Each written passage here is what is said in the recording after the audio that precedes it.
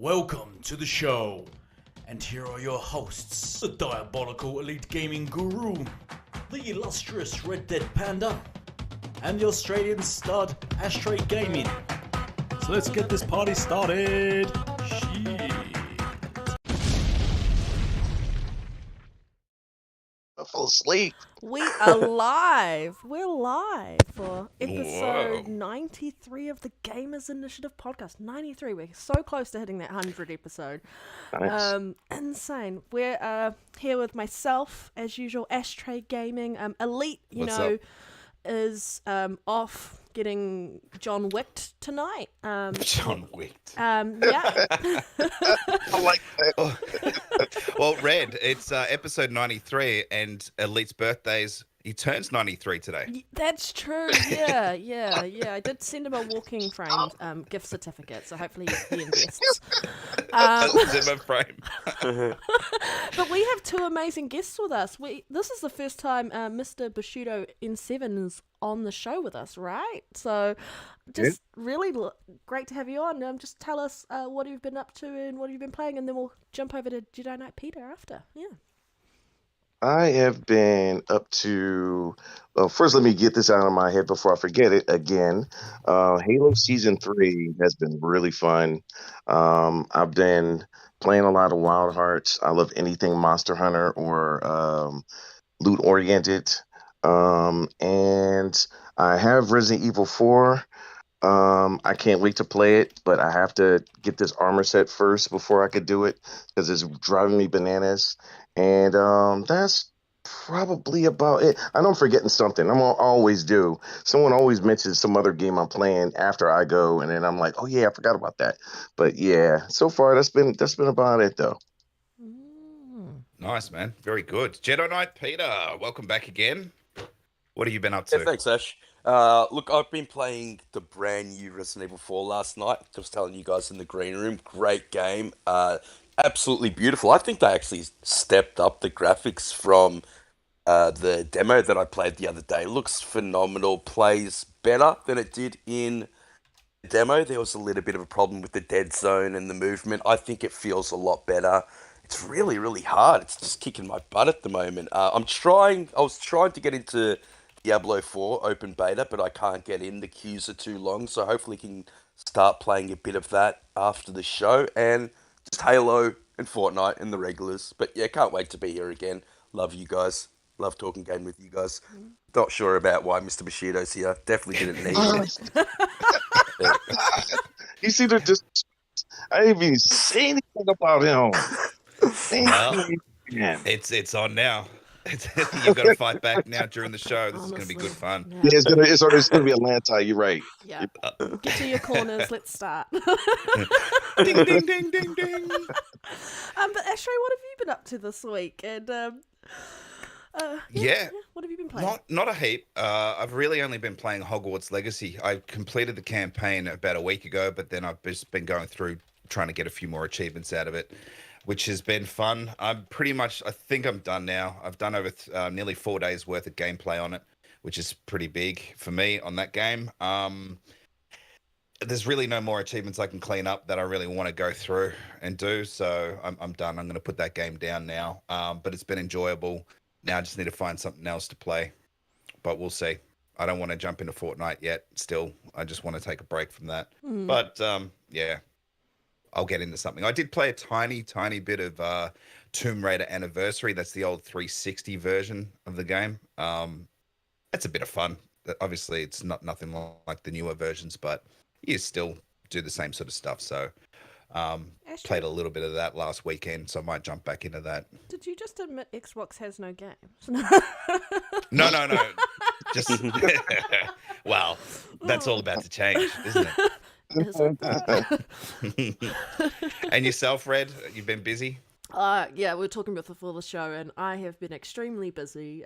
Basically, I've had like an hour, maybe 40 hour to 45 minutes each night when I get home to myself, so before I have to go to bed.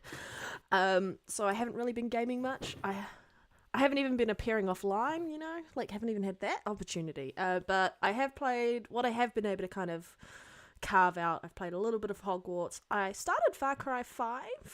It's the only Far Cry I've ever played and I've only ever wanted to play.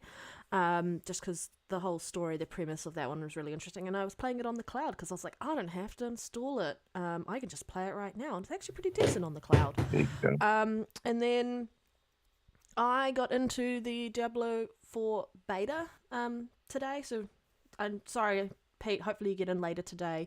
I got in, it was like a 25-minute wait, and then what happened was I created my character, so I created a Necro, and then started playing that, and right after defeating the first boss, at the very beginning of the game, I got an error code, and I couldn't get back in, and I was like, mother! I was just so pissed off.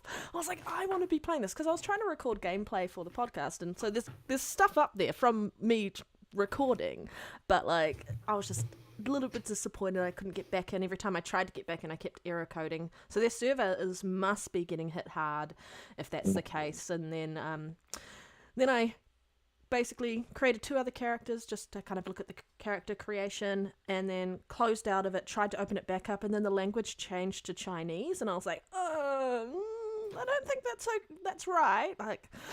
So yeah, but what I played of it so far, I'm just like, very, very dark, very much what I, so it feels very much like 1 and 2 coming forward into 4 in comparison to 3, and I loved 3. 3 was the first one I played, and so I'm so keen to kind of, once this game actually launches in June, just carve out the rest of my June to play that title non-stop, because it looks so good.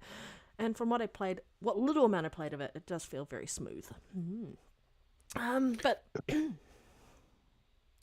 I just ducked out and came back. Is Red finished yet or what? It's the end of the show, right? You missed the whole show, Ashtrey. Oh, right. Shit. I was going to ask you, Panda. I know you absolutely love Diablo 3, and it was my first Diablo as well. Are you happy with the change and how they've changed the tone and the gameplay back to what it was in number 2? I am happy to some degree. I still feel like I did prefer the menu system in number 3, like where you could just kind of like go, I just want to look at my armor sets that are my, and I know you can go through and do that, but like when it's just nice to go, here's all my helmets. I don't know, I just like that for console, but I think I haven't really played enough to see if I've got a final decision. But I think the way they've done the inventory is a lot better. Like, you don't have them taking up all those big slots. They're just like one slot for, like, they're just 1 square each, I guess, for each item. So you don't have to do a whole heap of inventory management, which is nice. But yeah, I'm excited. I'm excited to really play that game. Playing the Necro, huh? I think I'm going to play the Rogue or the Sorcerer. I'm definitely going to start with the Rogue, and then I'll see what happens with the Sorcerer. The Necro wasn't available in the closed beta, was it? Was it? No. I think they added the Necro and the Assassin or something like that. No, it's the Necro and the what's his name? Druid. Druid. Yeah. Druid. That's right. Yep. Yeah, so I was like, give Necro. I like Necro in 3, so I'll give it a go. I want a Crusader, but maybe that'll come in a later update. Yeah, I played the Witch Hunter in 3, and I loved that. And I heard the Rogue's very similar to that, so definitely going to go the Rogue. Okay. Let me know what it's like. But shout out to the chat, to all those in there. Infinite Umbra, Grey Monad, fuck you, Boba Fett Gaming, all of you guys. I'm trying to see who else is in there. The Blue One, and we've got Ganga in Denial. And Ganga in Denial, yep. Yeah. Don't know. Anyone else who joins in, shout out. Hi, guys. But let's get into it. Do you want to start us off on our first topic, Ashtrey? Well, but just before we do, just real quick, guys, share it out. It's on Red's channel. Some people might head over to Elites and not see it there. So if we can share it out on Twitter, they might come across it and jump in. So if we can do that, that'd be great. First topic, Atomic Heart. That's that game made by some Ruskies. Apparently, it's hit 5 million players in under a month within 3 weeks. So that's pretty good. And they are saying that it's thanks to Game Pass. What do you guys? Did you guys see this news during the week? I know it was probably buried under a lot of other news that we will be talking about during the show. But did anyone see this? I think it's really good. 5 million players within 3 weeks. I mean, this is what Game Pass is doing. It's getting numbers like that within weeks, not months or years. So kudos to them. Game Pass is a winner. What are you guys' thoughts on it? Mr. Bushido, Anyone can go first. Anyone who feels excited, jump in. I haven't played Atomic Heart, so I'm probably not best to go first. But just in relation to Game Pass, I mean, this game showed incredibly well when I think they showed it off at the showcase, the Xbox showcase, and I've wanted to play it ever since. It very reminiscent of BioShock, my type of game. And congratulations to the team. Not sure if they're Russian. Are they Russians? Not even sure. Yeah, I they're thought they Russian. were. they're Russians. Yeah, Russians. Yeah, the game looks cool. I do want to get into it. 5 million players. That's pretty damn big. That's pretty damn good. Yeah. Especially for a game like this, which is probably classed as a double A. Right, And I was going to say that. Yeah. yeah. Oh, go for it, man. You jump in. Don't let me spoil it. Oh yeah, it's one of those games where it's like a borderline AAA, but more or less a double A game. Um, excuse me. I like to see studios succeed, even if it's a game I don't necessarily like or have played, because that just means that there are more games coming down the pike and fresh ideas and things like that. I played that was the game. I remember I said that there's always something I forget, and that was the game. Atomic Heart. I had stopped playing that one to play the other games just recently, but I actually like it. I don't like the characters, especially the protagonist. He's a D-bag.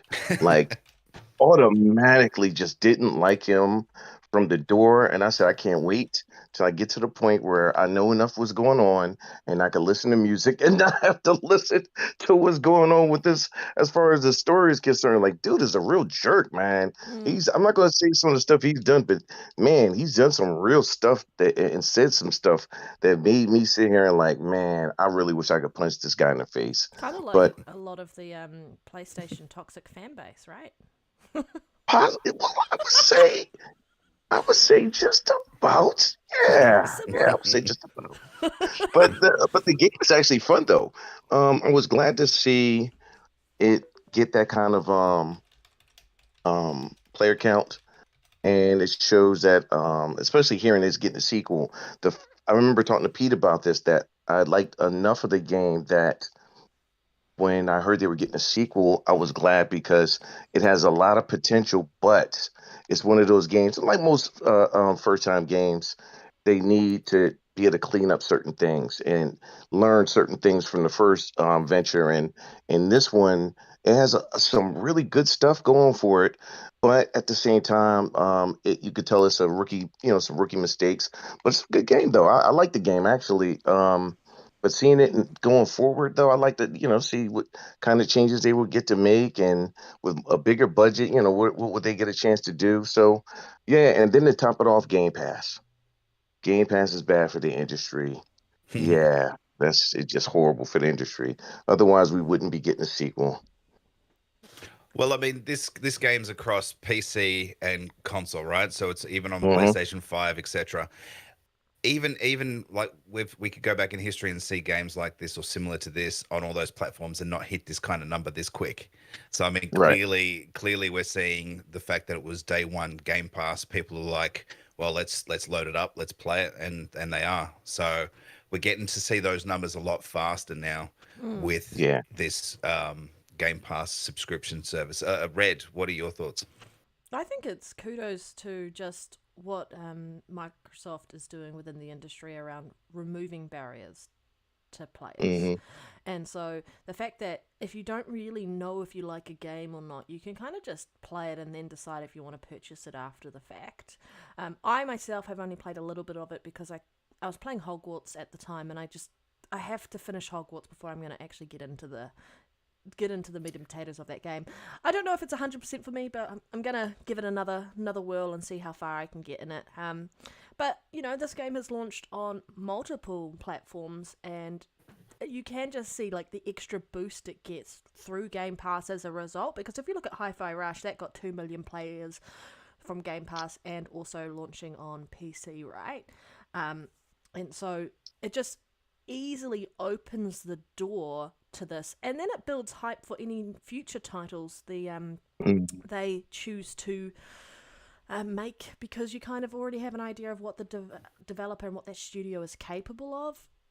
So I think no matter how you look at it, this is a win for that developer. This is a win for the industry as well, and player engagement and what we all love to do and talk about games. It's just positives on all sides. And if you think it's not a positive, then you need to go outside and like eat grass. Don't touch it. Eat grass. Eat grass. Well, yeah, that's one way to get it. Red, so you haven't finished Hogwarts yet? Well, because I've been like chipping away at like maybe an hour at a time because of like how tired I've been. Yeah. So how far through roughly do you think you are? Like what? Well, I've completely mission found like everything in the map basically. Like I've been going through the map and doing everything. I am about maybe I've got like a quarter left of the missions to go. Maybe I think there's about that. I'm trying to do my field guide as much as I can.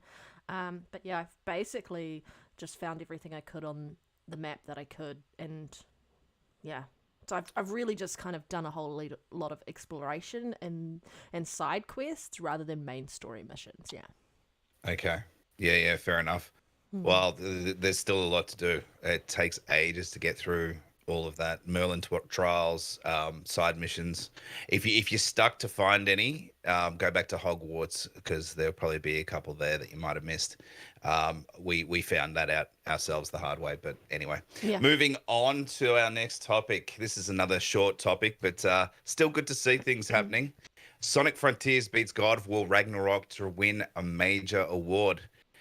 So Sonic Frontiers manages to beat out 2 critically acclaimed games, including God of War Ragnarok and Horizon Forbidden West, I think it was, to win a major Japanese gaming award.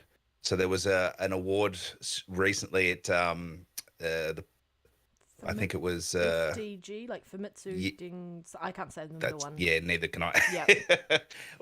Someone else can in the chat. But anyway, so they basically won the Players' Voice Award for 2022, which is obviously very much the same as a Player's Choice Award. The candidates included Elden Ring, God of War Ragnarok, and Genshin Impact, among others. So the fact that it beat out all those big games, I mean, Elden Ring was the biggest, right? So it still won over that. Genshin Impact is actually really big over there too. I mean, huge. It would be, right? And so so for it to do that well, Brashido, thoughts on that? Maybe it's got something to do with tie-in. You know, the movies are really popular these days. The franchise is starting to gain, some traction now, more than ever. So, yeah. What do you reckon? I heard the game was I'm glad everyone's not listening, but I'm not a big Sonic fan. I don't dislike Sonic, just not a big fan. But I did want to get the game. What were you saying, Panda? I'm not a big Sonic fan either. I'm with you. That's blasphemy. It's not just me. I'm sorry. Yeah, no, Pete. Everybody's talking to you right now, so it's a wait for your turn. But I don't dislike this series. It just too antiquated for me, man. It just doesn't do anything for me. It's back in the Sega days. It was great, but we're past that now. So it's just me, But anyway, I'm glad to see it doing well, though, and I'm glad to see those awards are really big. Like, to beat Genshin Impact out, like, that's huge. That game is big here and in the Asian countries. To see it do that says a lot. I mean, that really, really says a lot. And well, I feel like it got a bit snubbed anyway in the other game awards. So I feel like it's nice that it is being recognised for what it's done. It's brought a lot of people back to enjoying Sonic. I haven't played it. It's not really my cup of tea. Right. It's got good reviews too, though. Yeah, it does. Like critically. Yeah, it's got good reviews. Like I said, I still plan on getting it because when I first saw it, I was like, this game's pretty good. So I think I'll get into this one, and I'm not, like I said, a big Sonic fan, but that says a lot though for someone who's not really looking forward to or look at Sonic games like that. So Yeah. yeah, I'm just like to see it. I like to see the little guy, the little engine that could, or the franchise that hasn't been doing well in a long time, finally get his legs and stuff like that. So yeah. Mm. Yeah, Sonic's had the franchise has had a few dips in its time. I still agree because I'm a Sega boy from back in the day that the original Sonics were definitely the best. But enough about me.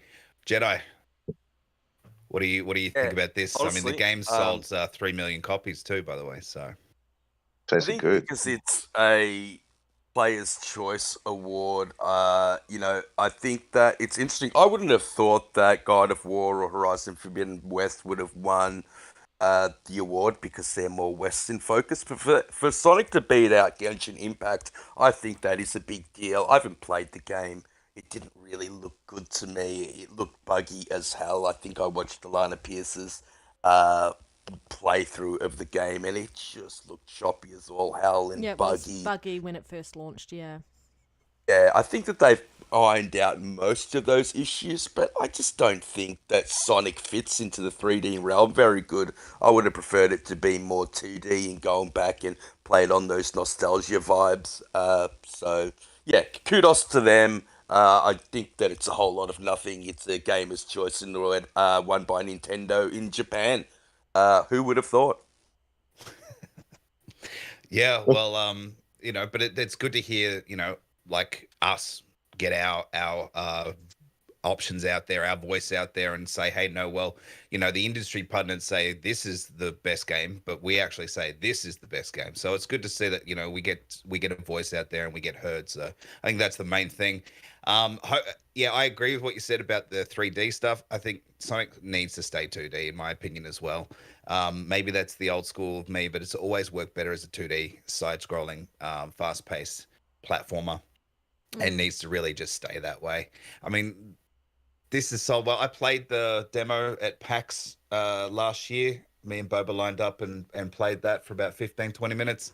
And it was fairly good, but you only really got to sort of play one area, one biome of it, and it was fine. It was fun, but it's not Sonic fun like it used to be. You know, Sonic 2 is always going to be my favorite game, but obviously love 3 and Sonic and Knuckles as well. So let's just go back to that and yeah, move on. But anyway, I think the movies have really helped push the franchise into more mainstream, especially for the younger crowds who will, this for many of them will probably be their first time of playing Sonic. So you never know what happens. But just a quick topic or couple of topics there to start the show, and we'll start moving into some more as we go. It's gonna get messy, guys. It's gonna get real Oh messy. shit! Expect some rants. Get get your popcorn out. Get your popcorn out. I was just gonna say something else, but that's only for the toxic PlayStation fan children. Yep. They should get their Vaseline out. Oh, the old Vass. Yeah, we're coming hard. We're coming fast. We're gonna tell them the facts. See, you're too nice. I wouldn't give them any of that. I'm giving them a warning, Go to the supermarket, go to the checkout, purchase what you need, then come back and join us. That's just like, I want you now. Yeah. Just the hard way, the easy way. That's it. Either way, it's going to happen. Well, before we get too messy, another quick topic. CD Projekt Red announces remake of their first Witcher game, which will be in Unreal Engine 5. This is according to them being at the GDC 2023.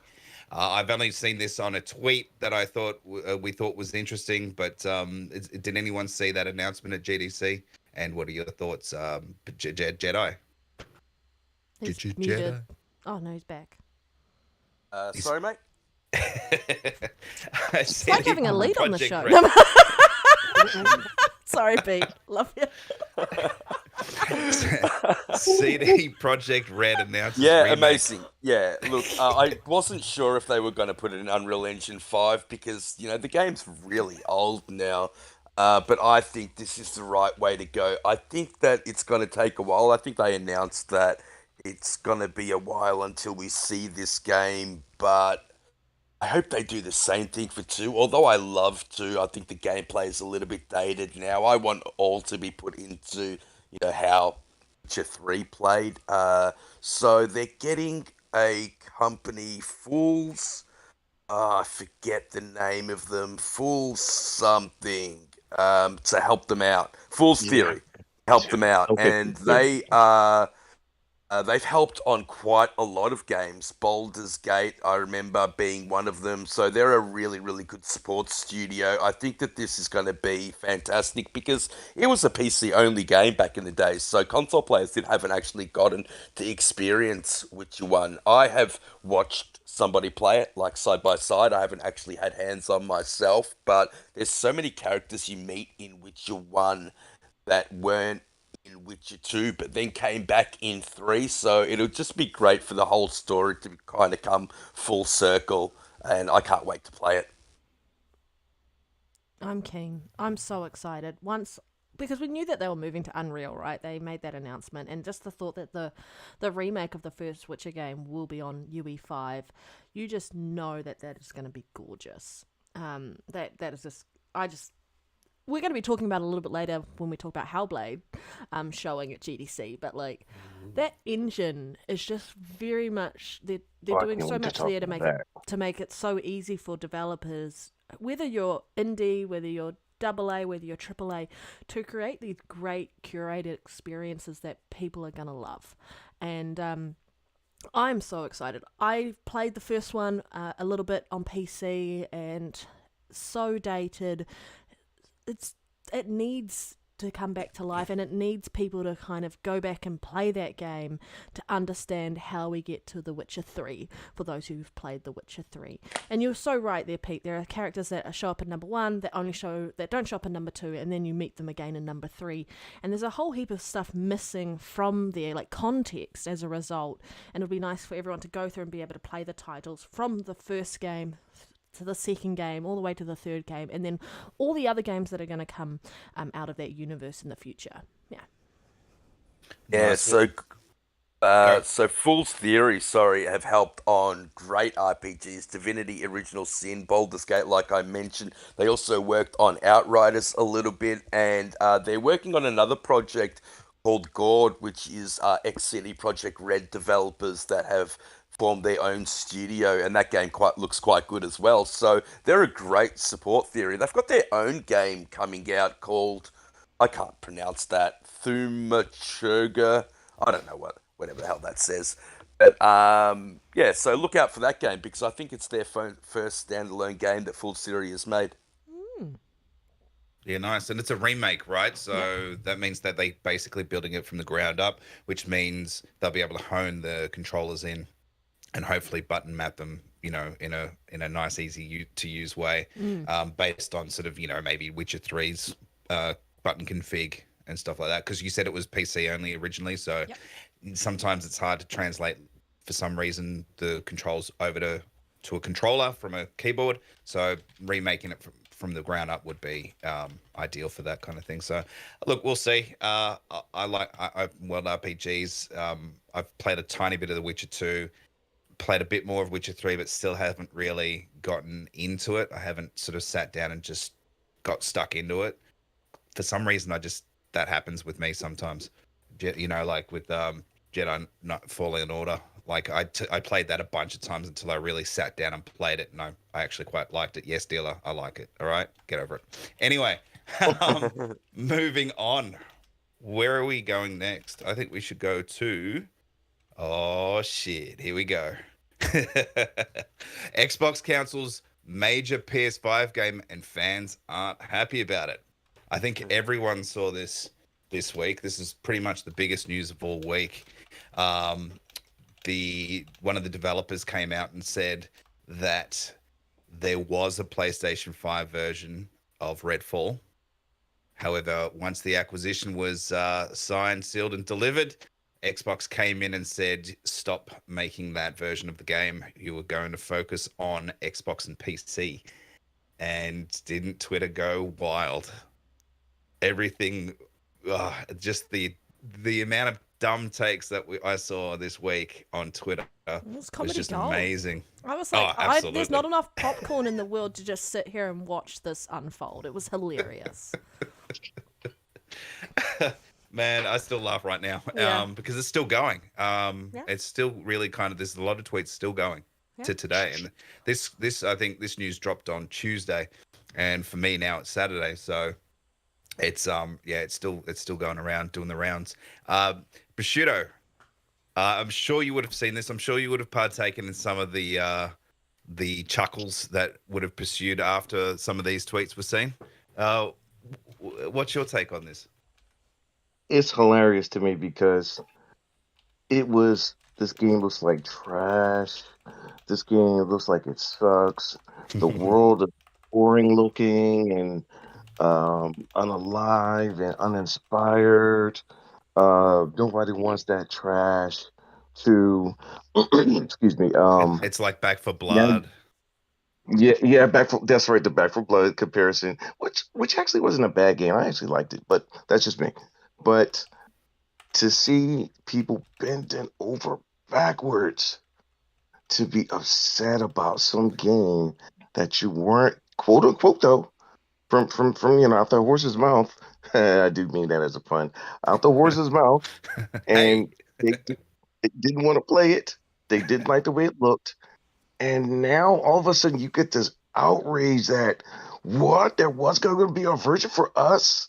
And that's when the truth comes out. Yep. The truth always comes out once there's the opportunity for it to be said that I could have gotten a chance to play this game. That's when the truth comes out.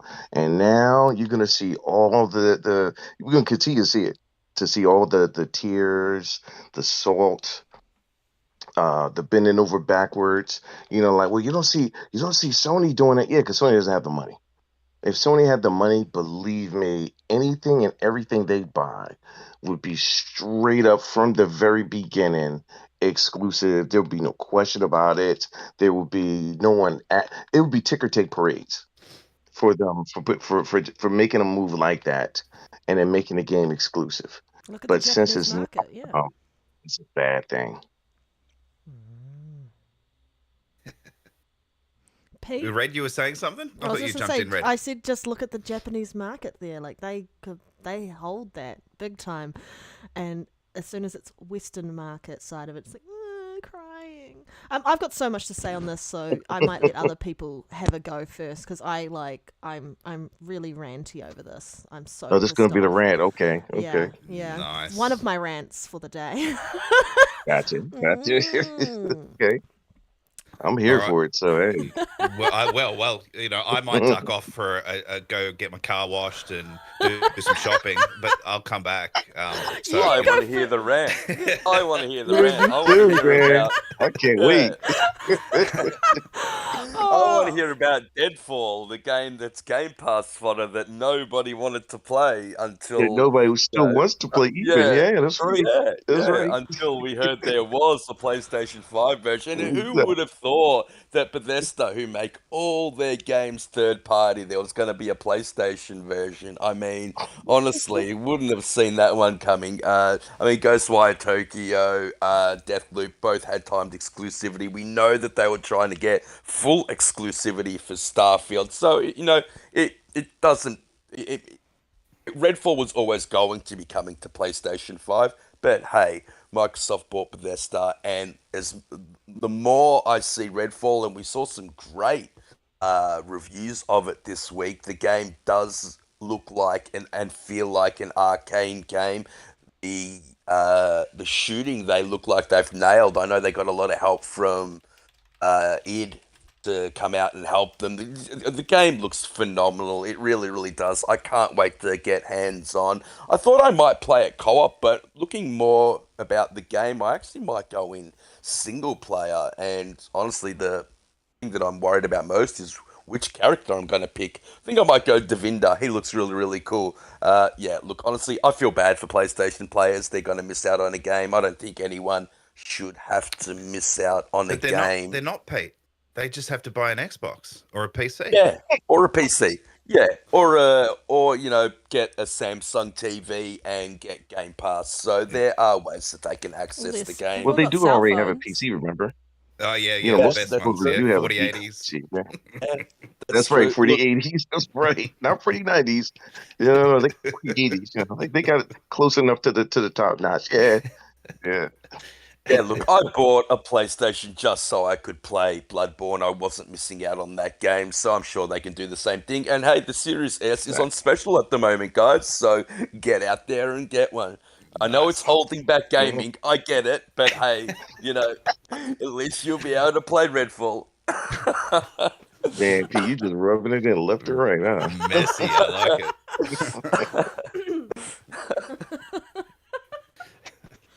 Go on, Oh, Ashtrey, man. jump in. No. Look, really, I want to hear what you have to say, Red, because it's all BS. I mean, if the game had been actually announced to the public in the form of a letter, on a blog, on Twitter, and they actually announced the game's coming to these consoles, these platforms, etc., then they'd have an argument. But the fact that the game wasn't even announced at all until after the acquisition says that the game didn't exist. It wasn't announced for that platform, so It wasn't therefore, a contract. Exactly, right? So they're right there. The discussion, the arguments just fall flat right there. And exactly what Jedi said before is like these guys, the third-party game developers, or were at the time, they're going to make more than one version of the game at any one time. And correct me if I'm wrong, but they all get made on PC and then ported to GDKs and all that kind of stuff to then get extra work done. So I mean, it has to start somewhere. It starts on PC. Yeah. So I mean, they're always going to make other versions of the games sort of side by side, is what I'm trying to say. And it's just, it wasn't announced, and tough luck. Mm-hmm. But I really want to hear what you have to say, Red. Honestly, I was just so fucked off. Sorry about my swearing. Stop snoring!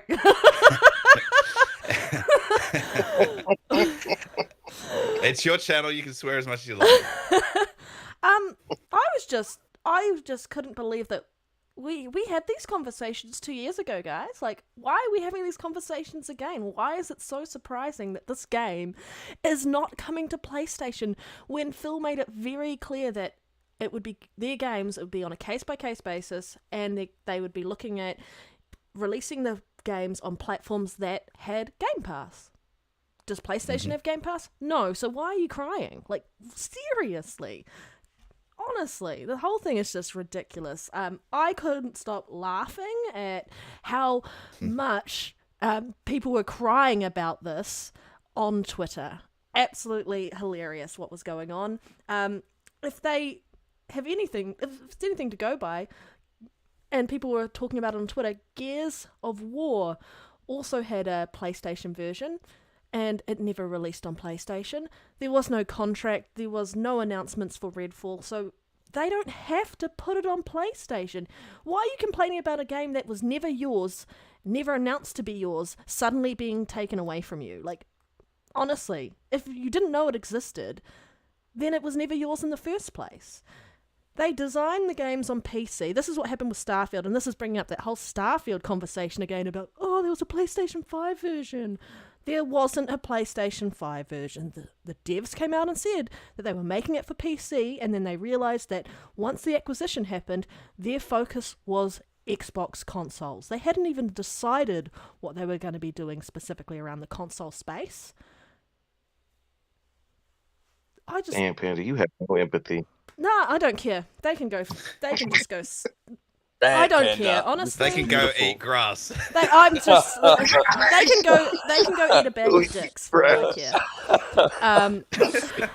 Honestly, it was just, if they're talking about the fact that Xbox is taking away an IP from them, I'm like, and they're complaining about like exclusives and they're all like MBG complaining about exclusives. You moved to PlayStation for the bloody exclusives. Sure So you enough. can't complain at all that now there is a game that you can't play because it's not on your platform.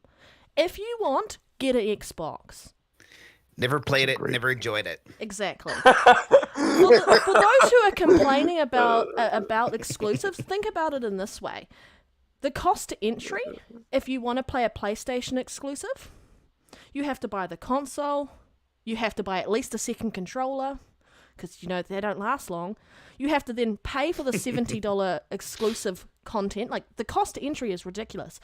Going the other way, the cost to entry from PlayStation to Xbox, you could just fucking spend $15 on Game Pass Ultimate to get access through cloud. You already have a PC, you could play it on PC. The cost to entry for these titles is fucking minute in comparison to going to PlayStation. So suck it up and just get Game Pass. You buy $70 games and you talk about welfare pass, you can't spend an extra $15 Point. to fucking play it on there? Oh, well, you're obviously broke if you can't because you've been spending it on $70 fucking titles this whole time. Grow up! You know what, Panda? They Open might have your tried to fucking buy eyes. PSVR 2. And what's the entry level for any PSVR 2 game? What's something like $1,500? Something ridiculous like that? Much as PSVR to top it off with $500, 600, or whatever it is. Yeah. That's yeah. just in the US. Not to mention what it is in Canada and In New UK Zealand, it's or ridiculous. Yep. If I want to buy a Yeah. PlayStation 5, I have to spend over $1,000. If I want to buy an Xbox Series X, do you know how much I have to spend? $800. $200 Yeah, price difference. And that's the Series Yeah, I X. mean, Panda, what, $450 for a Series S, and then you get Game Pass that comes with the console, so that's it. That's your entry level, and you get access to hundreds of games. It's a fantastic deal. And not only that, they have that deal where you can pay it on a monthly basis. You get Game Pass with it, and it actually works out to be Like it's right. cheaper. Almost forgot So about that. really, I think it's an outlay of $35 for the month, and you can get an Xbox in your house with Game Pass. What Xbox is doing and the removal of that initial upfront cost is just fantastic. They should be commended for it. Yeah. I don't feel sorry for PlayStation I don't feel players sorry at for them at all. all. They've I don't- cornered themselves into this. They have. They've Yes. talked. Yeah. They've What I talked love the about fact that- cost the whole time and said, "Oh, we're willing to spend all this money." You're not willing to spend money to go into another ecosystem. You talk about One money thing like that I it's will nothing. say that I'm not happy about is the price for Redfall is $120 in Australia. Now, I get it. It's on Game Pass. I understand that, but I want to push back against that $120 I price want to tag. push It's back the about first. those. Yeah, I agree. Yeah, It's not- it's the first Microsoft exclusive game or first party game that's had that price tag. Even if you look at 2K games or Call of Duty, it's $110. So I don't like this push to $120 games. I get that they're trying to get more people on Game Pass, but I don't like it one little bit. I fully agree with you on that. However, the only counter to that is it's the only first true current gen game. So 2K is a cross gen game. So I'm just saying, although I don't like the $120 price tag either, Redfall can only be playable on the series consoles. But you can and PC. circumvent that $120 price tag anyway by just purchasing it through the discounted price on Game Pass. Absolutely. So I guess that's the only other bonus, the only I guess silver lining to that cost point is in Game Pass it is still cheaper and it should help alleviate that increased price point. But it would be nice that it wasn't there because you're at all. And I agree, it's expensive in New Zealand. In other markets around the world, the price is expensive. Yeah. I also think it's funny that people are complaining about taking away content from them, and talking about it's only okay if if PlayStation has exclusives, and why should Microsoft have exclusives? They've got a subscription service. They've gone back to talking about Bethesda. They're now talking about COD, and they're just being absolutely ridiculous in this space. in order to sell a subscription service, you have to have exclusive content. How many subscription services do these idiots subscribe to? And I'm talking about the toxic ones who don't use their brain cells. I'm not talking about the standard, actual engaged gamers who are human beings and aren't corporate slaves. But subscribing to Netflix, subscribing to Disney Plus, Hulu, all of these Neon, Lightbox, Amazon Prime, HBO Plus, Paramount Plus, all of these ones, if you wanted to subscribe to all of them for their exclusive content, you would have to pay a different amount. And people choose to pay to subscribe to different ones because of that exclusive content. And then there's the content that is like what we'd consider third party, that is on every single service. And that's exactly very similar to the gaming industry in that respect around IP.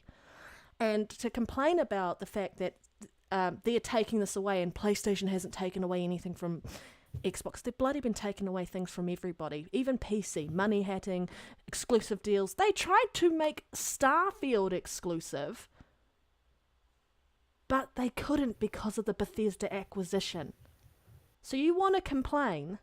We knew about Starfield, and that was an announced game. It wasn't announced what platforms it was releasing on, but now it's only on Xbox because it is Bethesda, and they own it. They have every right to do what they want with their IP.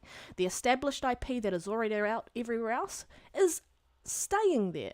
The contracts they have agreed to honour, considering Deathloop, considering Ghostwire Tokyo, you had 1-year exclusivity deals on both of those games. And if it was good, it was great because it was an exclusive. And if the game wasn't good, it was bad because now it was owned by Xbox. Like, do you know how hypocritical your statements are as a community online? Like, how stupid you sound? No, I don't think you realise how dumb you sound. You do sound absolutely incoherent, and just put the alcohol down and try and sober up for 5 seconds. Seriously, guys. Yeah, that's never going to happen. You know it. It's not going to happen, no matter what. But it's just so stupid. And to talk about this, look at Disney Plus. When they purchased Fox and the IP there, you suddenly saw some of those Marvel IP stuff that they had on Netflix move over to Disney Plus. Yep. That's what happened. I bet you anything that was in the work on Netflix side for Marvel, once that it hadn't been announced yet, was probably canned because Disney wanted it on their stuff. It happens. You didn't get the game. It wasn't announced for you. There was no contracts. They have every right to do what they want to do with Redfall. And like I said, Game Pass, PC, Samsung TV, whatever you want, you can go play it that way. But you're 100% right. Everyone's saying, like, Redfall wasn't going to be good. The moment they heard that there was going to be a PlayStation version, they're now crying. You were trashing that game. You don't deserve that game. It's funny to see all the emotional takes and breakdowns that people are having. These YouTubers, I won't name any of them, but everyone knows who I'm talking about. These YouTubers that are... yeah. And the other guy. The brisket.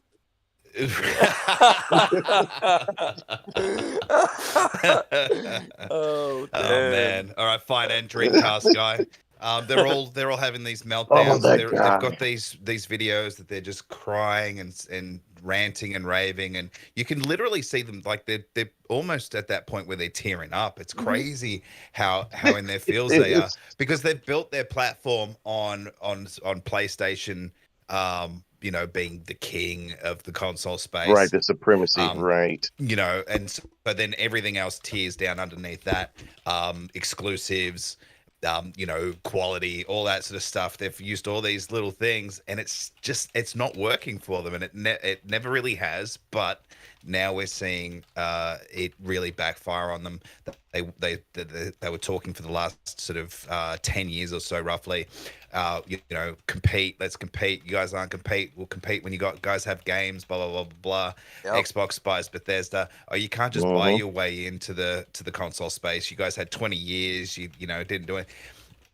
Sony, since they came in like what 94 or whatever it was, they've been paying their way through the whole time. Go Yeah, back, they look at didn't the buy articles. Insomniac, did they, Ash? I They mean, bought, ridiculously. exactly right, but they've bought everything. They bought rights and exclusivity to third-party games back in the day, so they could bolster their offering to the PlayStation That's right. 1. It's all there in it's recorded, it's all in video, it's on the internet, you can find it. So even those narratives don't work. It's just big bank takes little bank, and Xbox has gone, well, you know what, that's it, let's do this, and they're doing it, and now it's a big problem. What makes it funny for me is the fact that Xbox weren't even looking at Activision Blizzard until they got the call, or either Bobby Kotick rang Phil or he put it up on the market, and they're like, guys, we've got to grab this and we've got to do it now. Either way, it happened super quick, but they weren't even eyeing Activision Blizzard to begin with. Who would have thought that Activision would have sold? Honestly, Well, they had to. I mean, I could see it just so much drama. after everything else. Yeah, everything else that was going on. But in all honesty, I didn't see their finances to see that one, their stock was going down every time these scandals. The more these scandals continue to unfold, and then to top it off, you already look at the chance that they're going to get sued for allowing this to go through. So they were up against the wall. But at the I same think time, that I was the mean, big problem. They were going to get sued. yeah, yeah, I think that's the biggest. I think they still have a chance to be sued, They including do. Bobby Kotick, for a civil suit. But I think that that's what helped put them on the market like that. I like that whole aspect of, if you look at most of the studios that Microsoft have acquired underneath um, Phil, they a lot of the studios were in danger. Listen, some people don't remember or know that Capcom had went to Xbox to get acquired, and the only thing that kept them from getting acquired was the Resident Evil remake and Monster Hunter World. When those games came out, that put them in the black, it saved their lives. Otherwise, they were about to sell that Xbox. And when I heard about it recently, this is about maybe a year ago, I heard about this. I was like, man, I wish that would went through because I love me some Capcom games. But at the same time, it happens or it doesn't happen. But things happen in business, especially when you're in a bad position and you just have to be there to pick up the pieces. And in the instance with PlayStation, unfortunately for them, the reason why they have to buy such smaller studios at a certain price because they can't afford to. Has nothing to do with organic or anything like that. I promise you, if they were backed by Apple or Google or something like that, and they had a blank check to be able to go out and acquire studios, they would do exactly what you're complaining about Xbox doing at this very, very moment. And it would not be a question about whether or not the game will be exclusive. There would be no question about, why you should. Matter of fact, PlayStation would be so brazen and like, well, why should we? This is our company. Why should we make it exclusive? Why shouldn't we make it exclusive? They would Yeah, they and would be that's just the thing, isn't it, Bushido? If it was bought by Sony, there would be no talk about it mm-mm, going to another mm-mm, console. It Zero. would be just mm-mm. known that it was going to be an exclusive, and this is Yes. the where this media bias just comes back into play And as we would have well. to And I shut also up, wanted shut to up, and say, sit down, right? That's what we were yeah, told to be quiet. exactly. Yeah. I also Exactly. wanted to say that if Activision was going to sell, and obviously they had to because of all the stuff that's going on in the background, there's only a couple of people that have the capability of buying them. So Microsoft obviously being one of them, but then Tencent, and then maybe Embracer. I don't think even Embracer because they've been picking up a lot more smaller companies. So who would you Yeah. rather sell it to? Who's going to look after the IP better? I obviously believe Microsoft are in gaming to make money, but they're also in it for the right reasons. I don't think Tencent are just, I don't have faith in Chinese companies. I think a lot of their development is going to microtransactions and things like that. So, yeah, look, I think it was good that it went to Microsoft at the end of the day. I think that they're going to look after the IPs, and if they become And the exclusive, devs. then so be it. going to look after the devs? Hey, unionization. The starving Exactly. Exactly. I mean, who would have thought that Microsoft would be allowing companies to unionize and be happy for them to Unionize. do That's so? right. Yeah, that's amazing. So that means everyone's going to get paid more. You know, they're going to have better working conditions, and hopefully, we're going to get better games out of it. Yeah. Absolutely. I think Xbox, Microsoft is the savior of the damsel in distress and swooped down and grabbed Activision Blizzard and took it to safety. Is how I like to see it.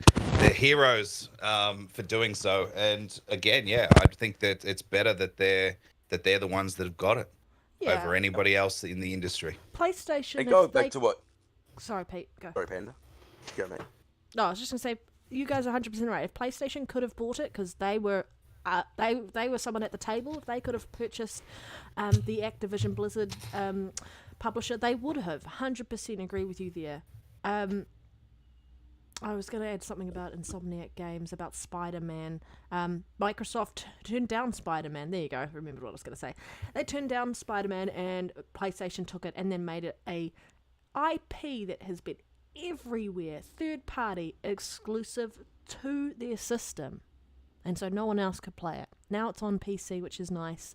But, you know, it's the same sort of principle, yet they're not willing to look at what's happening on their own side, or what PlayStation's been doing for bloody decades. Yeah. It's a typical double standards.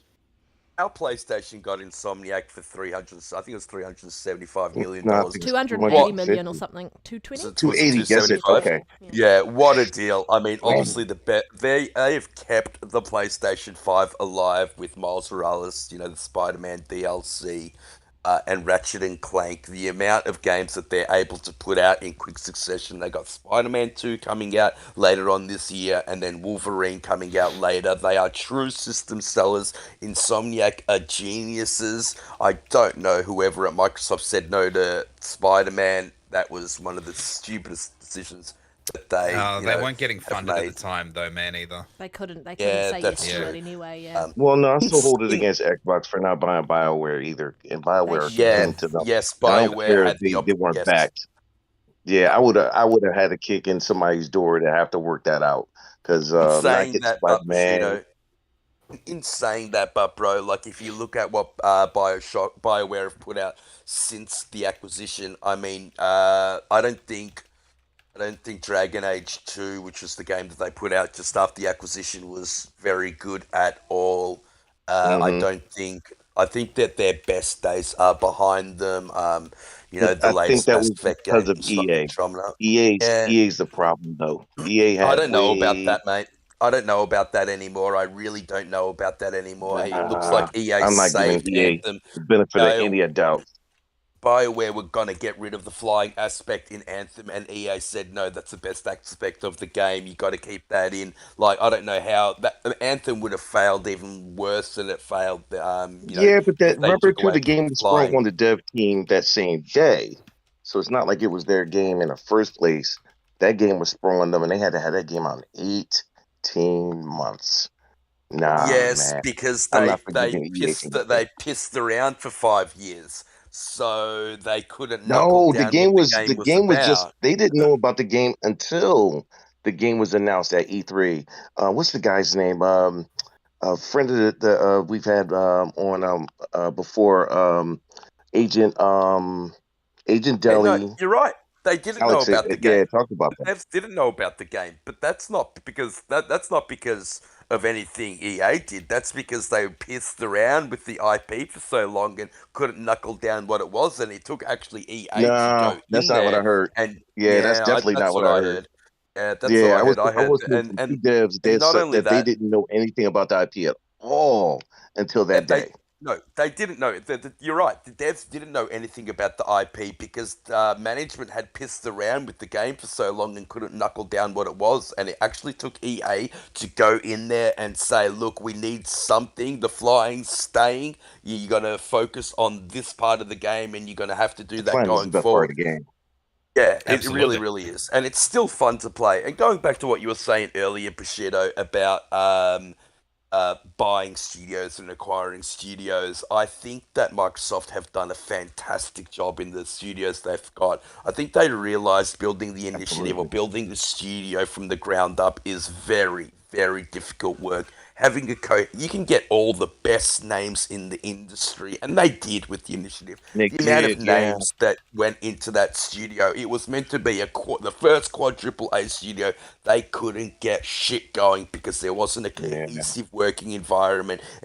Too many people were butting heads, and what they ended up doing is they fired 70% of the people and get Crystal Dynamics a proven team that can work together to actually go off and finish Perfect Dark. And I think that's really spurred Microsoft to, instead of try and build a studio from the ground up, they Yeah. purchase studios. And this is why we got In Exile and we got Obsidian. I think we're going to see great things for those studios going forward because Agreed. they're extremely Ninja talented, and for Theory. the first time they're fully funded. Ninja Theory, the same thing.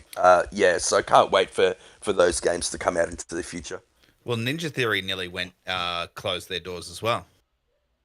I don't know if any of you guys remember that, but yeah. They had $10 million only to make Hellblade 1. That's all Yeah. they had available to make Hellblade 1. And that's including marketing costs and everything, right? Because they So- self-published that title, which is why it was a digital title at the time, yeah. Yeah. Yep. It's funny because I liked Enslave, Odyssey to the West. I think it was called. I Absolutely. thought it was a good game. Yeah, that was a fantastic game, man. Absolutely good game. Yeah. It'd I'd be love to awesome see if they a could make sequel another to one of that. that. Yeah. Yeah, Yeah. I would love to. It was a really good platforming action game. I really do like that game. And it had Andy Serkis, the guy who does many That's right. voices, do the voice in that game too. So yeah, That's right. He does all the voices to everything now. Ever since he did Gollum, man, like, I mean, he is great at what he does, isn't he? Yeah. Sure enough is. Yep. Yep. absolutely. All right, I reckon we should jump on to our next topic. Hellblade 2's Senua looks pretty unreal in the new Unreal Engine tech Oh, demo. wow. Mm, Tomatoes. This is some Holy GDC Tomatoes. news. Oh, go for it. Everyone Everyone sounds in the excited chat. about this. Tomatoes. Just real quick, so Melina Jurgens, who plays Senua, was up on stage. She used a mobile phone. It was jacked into some other tech, but Oh, that's basically, but basically was able to show what facial animations look like. Using the Unreal Engine 5 technology. And this is the same sort of stuff that we're going to see in game. I don't care what anyone says, that it's just a face or she's just talking. There's no action. There's no this. This is what we're talking about. This is the textures. This is the way the face and the eyes and everything sort of moves together. It's realistic. It's like Uncanny Valley now. Like this is the true Uncanny Valley of gaming. And we're going to see it first in Hellblade 2. We got a bit of a, I guess, maybe not the character model, but we got the sort of that sense of what Unreal Engine 5 can do in that Matrix tech demo. Yeah. All right. So people have sort of already forgotten what that looked like. And especially if you turn off that green filter, it looks even better. Mm-hmm. I don't know if anyone did that. So Unreal Engine 5 has, is going to be a game changer. It is a game changer. We're only going to see it improve over time. This is what we're already getting out of it, technically in the infancy of this engine. And this is going to be massively awesome. I saw a quick video comparison of the footage from 2020 compared to now, and it's only gotten better. So I reckon we're in for a real treat with these guys. And this, again, was one of Xbox's smaller acquisitions. And I think they're going to prove to show really what they're all about. I think we'll start with Red on this one. You're going to start with me? Yeah. Aw, honestly? Yeah, so we can get you out of the way and hear Oh, from the okay. guys. Yeah. Yeah. Yeah. Fair enough. Oh. Fair enough. I don't blame you. Honestly, just looking at the technical demo of what Unreal Engine 5 can do is insane. Especially with what they've done in partnership with Ninja Theory around integrating the 4K animation facial rig into the back end of MetaHuman. It's just insane. Like, when they kind of showed that real life of, like, setting her up for the scene, she's blinking, and I was like, holy crap. And then they applied all the makeup and everything else that they needed to do. in real time showing you there, and then they shot the scene. And just, like, the way her lip moved, like, when you talk, your lips aren't always perfectly symmetrical. And, like, everything was just the minute little details. And then that idiot online going, this is just an actress, like, da-da-da. I'm like, oh, seriously? This is computer graphics. You must be telling Mr. Hart. Yeah, that troll. It's computer graphics. They've taken all the data from the face and digitized it into CGI. Like, what do you think it is? They have, I think, brought the industry so far forward, considering what they did. If you go back and watch all the dev diaries around what they did with Hellblade 1, it's quite impressive. They, like, got some equipment from other companies. They 3D printed their own, like, head rigs for doing the, oh my god, why can't I think of what it's called? Motion capture, there you go. Mocap. Yeah, mocap. And this looked fire. Yes, this won't be the version that we get on the Xbox Series X. No one's denying that. It's the version, it's just seeing what the engine is capable of as a whole, and then seeing, if you've watched all of the tech demos, and like I said earlier in the show, an indie dev could release content on par or at the same level as a AAA studio at 1/3 of the cost. And that's what's impressive about this. For those complaining, where's the gameplay? It's not about the gameplay. It is a tech demo of the engine. And to spit in the face of what Hellblade is doing, or what Ninja Theory is doing in that respect, you're spitting in the face of every other dev who's going to be using that, because you can't even look past your console war glasses that you have on to just go, this is fire. I can't wait to see what happens. See what happens on the PlayStation side or the PC side, or what indie devs do with it, or anything like that. Remember when UE5 first debuted, and they were like, oh, it was a PlayStation 5 demo, and they're like, oh, this is exclusive, this engine. It's not exclusive.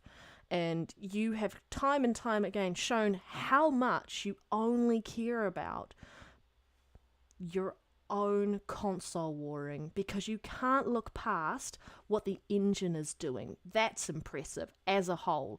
Everything, the way they're doing procedural generation with worlds, the way that they can just kind of add anything in, and they don't have to do any blending. It self-blends itself to look natural in the environment.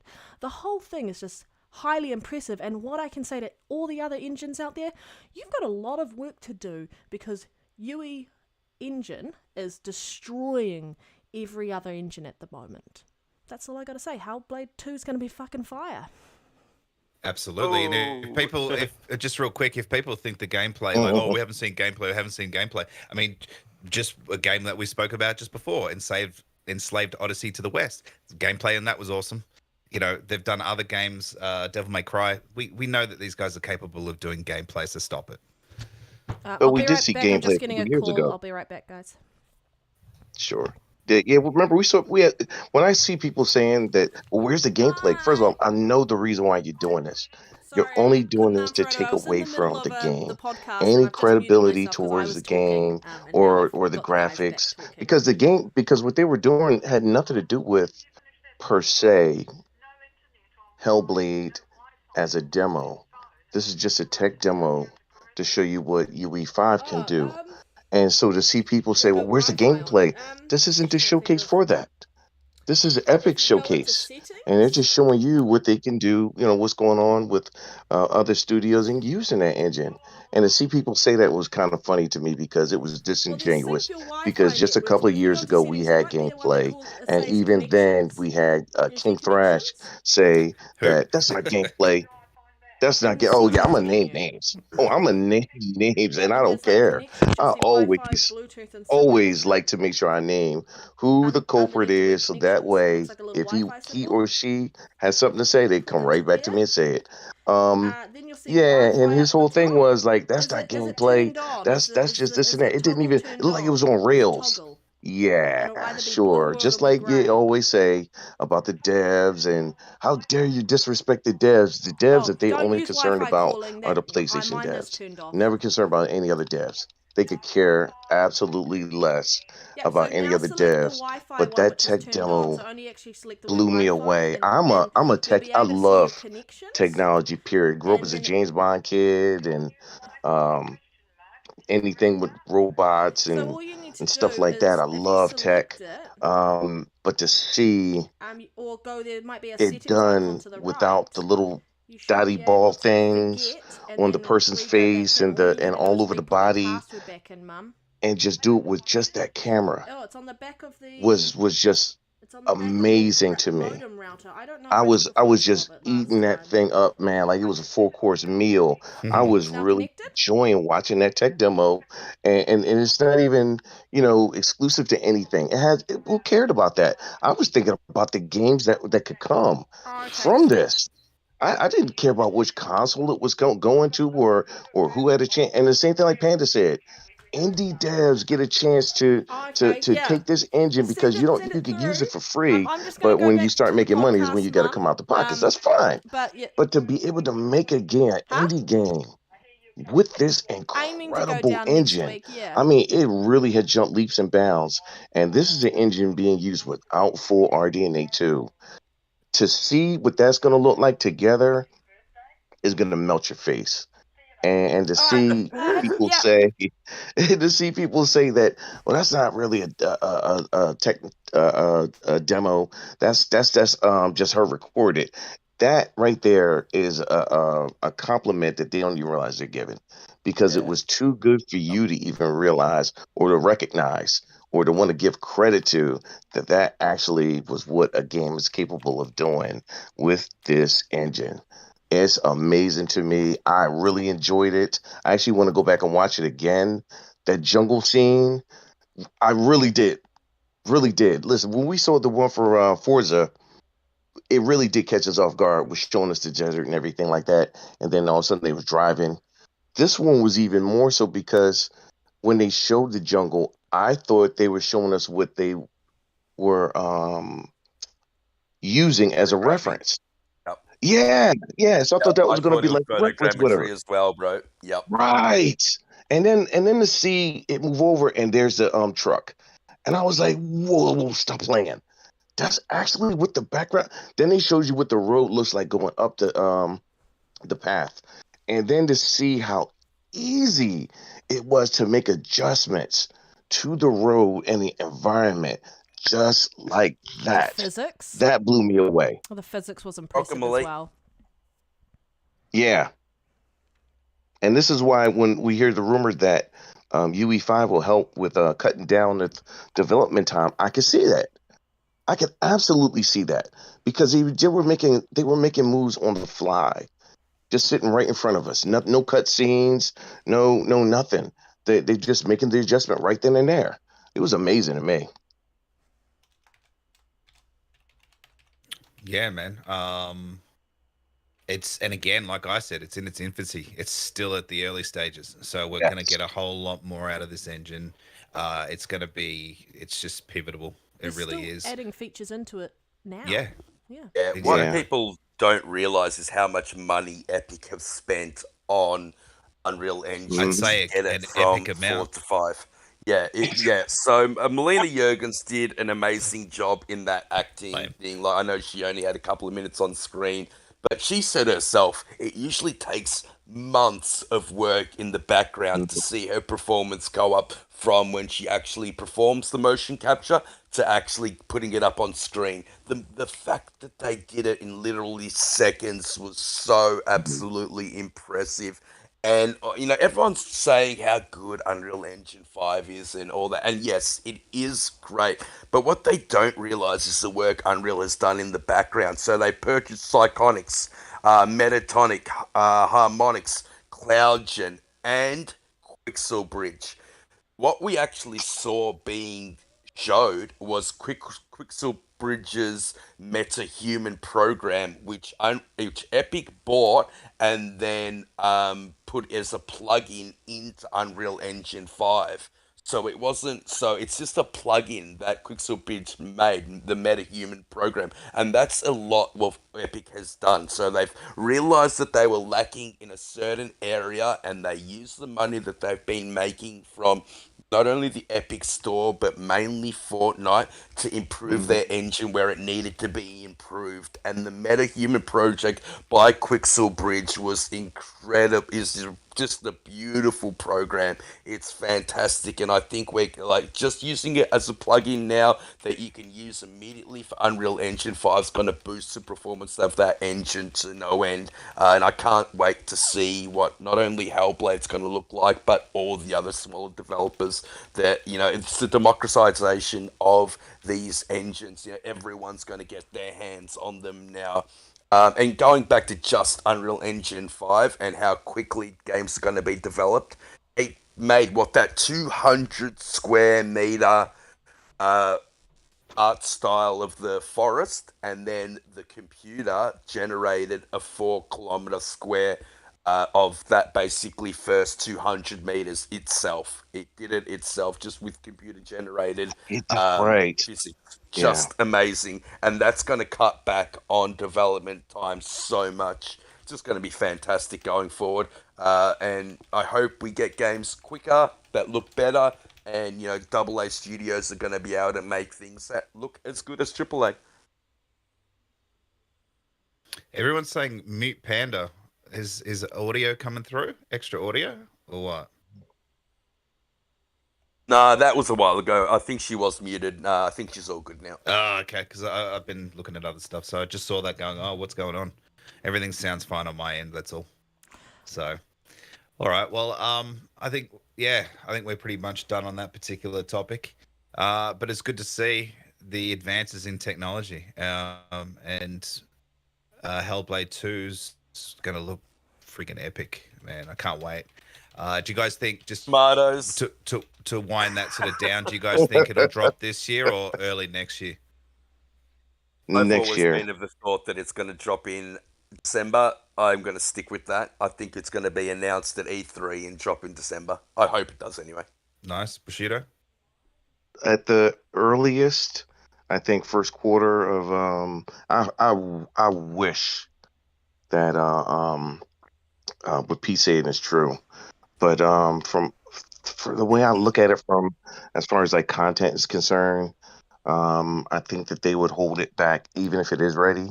And I think it would be like first quarter next year. And the funny part is it'll go from first quarter next year to fourth quarter if it isn't first quarter. And the only reason why I look at it that way is because of how amazing that game will look, and you would need it for holiday sales. And I think it would kill just off of the strong um, advertisement push would really, really, really help that out. The only thing that I'll say with my December prediction is, and the reason why I don't want it to do that is because I think this game has Game of the Year written all over it, and I think if it Hmm. releases in December, it misses out on the Keeleys again, and I don't want that to happen. I know Xbox don't need it, they really, really don't, but I also want them to be considered for that Game of the Year. I guess obviously they're going to have Starfield this year, so if it does release in December, it does kind of push them out of the way for the Keeleys. So maybe they want to wait for that. Okay. My guess would be Feb or March of next year. It seems to be a really good time of year to drop a game. Like we saw it with Elden Ring. We've seen it with what do you call it? I've just lost the name of the game. The one that Shadow dropped. Oh, Hi-Fi Rush. Yeah, that's the one. Yeah, That's it. the funny Couldn't even thing think is, of it. Ash, is that's typically when Sony like to release their games. I know they did Horizon Forbidden Dawn that way, and they tried with the right. second Horizon, which didn't do very well. And then Elden Ring did the same thing, but typically that wasn't when you did launch your games. And I know Microsoft do like to launch them in holiday period, but you're right, those games releasing around that time have been incredibly successful. Yeah, and look, the amount of content that Xbox has in Game Pass and with all the studios and development teams now, they will be dropping games, monthly and quarterly anyway. It'll be a constant drop. So, I think that'd be a good time of year for them to drop that particular game anyway. and that's just my thought on that one. I think Red's still off, but we'll jump on to the next topic anyway. It's still within the GDC news. Xbox celebrates 10 years of ID at Xbox and announces 12 new game demos. Now, ID at Xbox was created obviously 10 years ago, and it was really good to try and give a platform to smaller development teams to try and get their games out there. And now Xbox will help, push that along. Game Pass will help push that along as well. But, we saw games, we've seen tons of them. But Ori and the Will of the Wisps is definitely a standout one that came through the ID at Xbox program. Cuphead. And there you go. There she's back. There you go. Cuphead's another one. So we've seen a lot of different games come through it, and it's something I actually would think at this day and age, especially, is they'd focus more on it. They're obviously doing stuff in the background, but sort of advertise it more and be more proud of it and show it off to the general public about it and get more people talking about it and involved in it. But anyway, it's good to see that it's getting a Guernsey here at the GDC. Did anyone watch this did anyone see this announcement or anything like that? I did. Bushido? Yeah, you did, Red? No, I didn't. Yeah, I didn't see it. But I'm glad to see that, though, or to hear that. Over the 10 years, they've paid out more than $4 billion back to developers through this program. Super impressive, considering, that when Xbox One first launched, they really didn't have any indie games on that platform. PlayStation was the indie station, right? And then PlayStation made this massive move to focusing on the big titles. And, as a combat to the indie station, they brought in this ID at Xbox way to kind of curate these developers and allow easy access to their games getting highlighted. And the biggest thing that's really come out of this since Game Pass came around is the spotlighting that these guys get on Game Pass as a result, the access to millions of gamers and remove those barriers, because the cost for them to even be highlighted on PlayStation's side, at least $25,000 minimum. Some of these guys don't have that sort of money to do that. Just to appear on the storefront, right? Yeah, just to appear on the storefront. The storefront itself isn't designed to support them. It's designed to look after people who can pay for the marketing. There are, if you just want to look at your indie games or anything like that, the Microsoft or Xbox storefront is much, I think, it's better curated and designed to highlight these guys. And then there's so many games that I've played through this program that have launched into Game Pass. You and I both love Tinykin. Tunic on there as well. I did too. Tinykin was so good. I really want it. I really can't was. stop talking about that. I really want another one. That game was so good. If you haven't played it, please, I recommend playing Tinykin.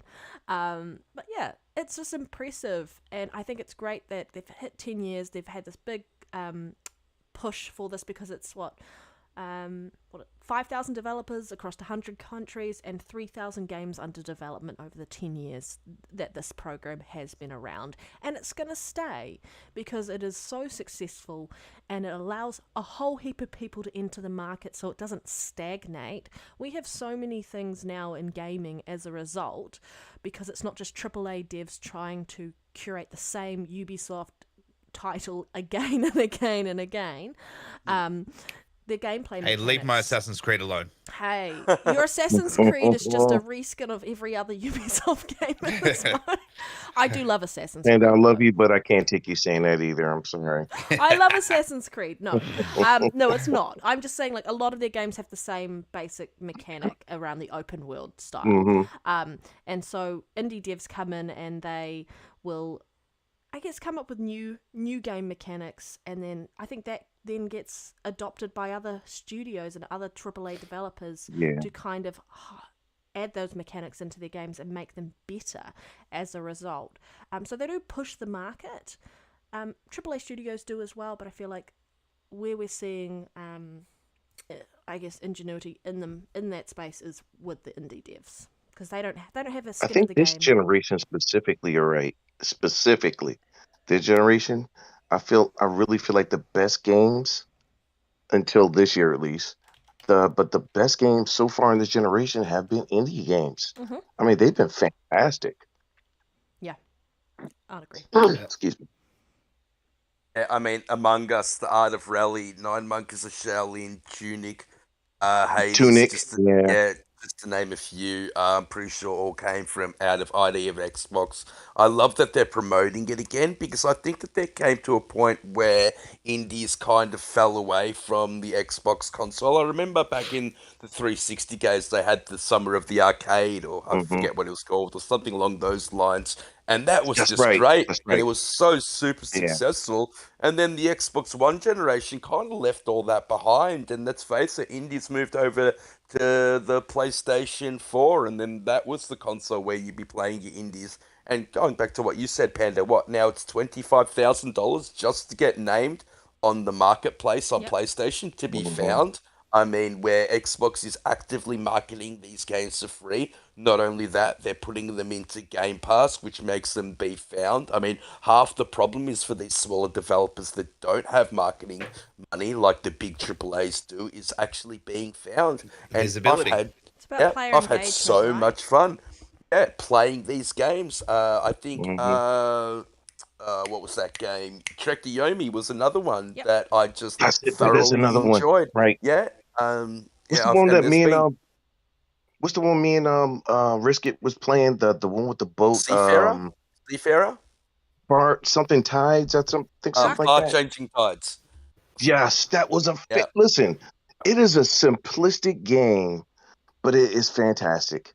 It's the best 5 hours or 6 hours you could spend playing an indie game. It really was good.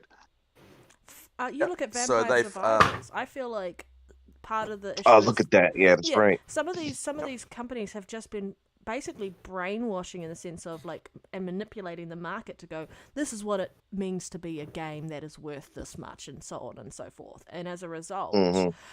people have forgotten that a lot of titles that you know and love started out as indie titles in the first place. That's I've right. had more fun with indie games than I've had with a lot of AAAs. AAAs, I find that I'm doing the same thing over and over. They all feel the same, Yeah. but just in a different world. And yeah, look, that's fun. I still love playing Hogwarts, but it is very Far Cry-ish or, or Ubisoft-ish, where you're basically just going around and doing the same things. And these indie games, they take risks with art style and art Yes. direction and cinematography and Gameplay. storytelling, and Yeah. it just pushes the industry forward, and I love it. And you can tell that they're passion projects, that these people love these games, they care about the art form they're making, and Xbox pushing it out there with the ID at Xbox program is just fantastic. I know we're getting showcases that are just going to be ID at Xbox games. Just a great initiative by Microsoft, great initiative by Xbox. Over 3,000 games have been made by ID at Xbox. It's created $4 billion for developers in 10 years, and currently there are 5,000 developers across 100 countries, making 3,000 games right now under the ID at Xbox program. So kudos to Microsoft. Can't wait to play these games, and hopefully we get another Hmm. Vampire Survivors, which takes over the industry. You know what's going to happen though with this is that those devs start out here, they get the support, they get some money under their belt, and they can then push the game out to other platforms as a result. So it is a win-win. The whole support the devs, that's what ID Xbox has been doing, and people seem to forget that. Yep. Yeah, everyone's got short memories, but that's the world we live in. Now, shout outs. Cyber Gunter, haven't seen you for a while, man. Cheers for popping by. Elite Gaming Guru jumped in for a while. In it, sorted Governor. Grey Monad still here. Macbound, if you're still there, good to see you. Boba Fett Gaming. Obviously, RedDeadPanda in the chat. Mr. Prosciutto N7. Fuck you, still around. Umbra was here for a while. The blue one. If you're still listening, guys, make sure you share this out. Hit that like button for the Gamers Initiative podcast. All right, on to the next topic. Microsoft's new Xbox mobile gaming store may launch in 2024. Now, as we know, Xbox is doing a big push out to cloud and out to mobile market, knowing that that's the growth, or they're saying that that's the growth area for them. I still think PC is a growth area for them as well. But they've obviously been working behind the scenes to create a storefront for their mobile games offer. Now, the biggest issue is that, or the hurdle is obviously Apple and Google have their own stores, and so it's allowing Xbox to be able to sell their games through those stores because Xbox doesn't have a mobile phone anymore. Um, but if they seem to be fairly confident that it'll launch sometime next year, which must mean that things are working in favor of Xbox for Apple and Google to open up their storefronts or their app ecosystems to allow this to happen. Which is interesting because it wasn't that long ago. I mean, you still can't. We don't have that store on our Xbox app anymore. Remember, we used to have the store that we could buy games through the app, and then they changed that because I think it was Google or it might have been Apple said no, you can't sell games through your app on our store. So they had to change all that, which was bullshit. So this might bring that back hopefully for us. But Jedi, I'll start with you, man. More options, mobile gaming. What do you think? Yeah, look, more options are always good. Every time Microsoft get into the mobile market, they fail miserably. I know they tried to make Windows phones, which nobody bought. Even when they bought the biggest mobile phone manufacturer there was, Nokia, and got them to only put their phones with the Windows operating system, it didn't do very well at all. And I don't even think Nokia make phones anymore. I think they still make phones, but they're just not what they used to be. So this is another big push by Microsoft to try and stop the duopoly that both Google and Apple have with iOS and Android. I don't know if it's going to work, to be honest. But in saying that, if the Activision Blizzard deal goes through, they're hoping it's going to be the bridge that will then propel them into that marketplace. And, with games like Call of Duty Mobile and Candy Crush, those games just in themselves are going to be super successful and, will propel people to go to that marketplace to buy them. Depends on how they do it. I do like that Microsoft is trying to go back to their roots and put their things on as many things as possible. Just like like Windows basically runs everything.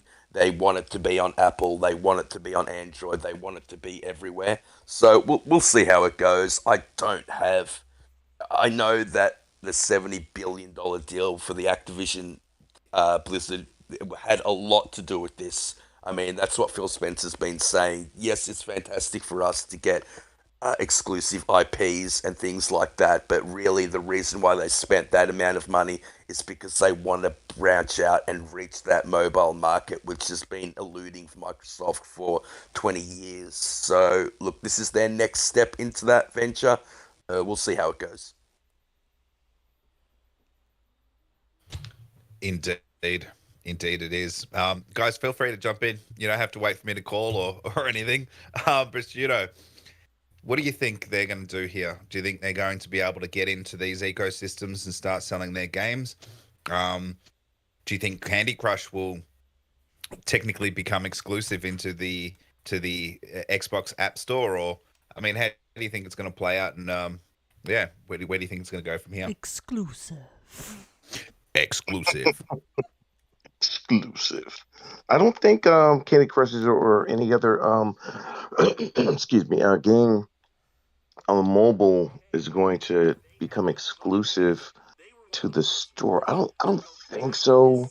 I think that any other game going forward probably will, but other games, I don't see that the old school ones go in there only because they've already got established roots, and it'll also to help bring you to the Microsoft or Xbox store to buy games. So I think that won't be the case for older IPs. Maybe the newer ones, yeah, but older ones, I don't think so. But I do like this and I think a lot of us already talked about this before about the whole King aspect and that being one of the biggest reasons why they wanted to acquire um, Activision. And when you look at that, first of all, I do want to say that the Microsoft phone actually wasn't that bad. It just was too stinking small. I still got one actually. Is that kind of funny?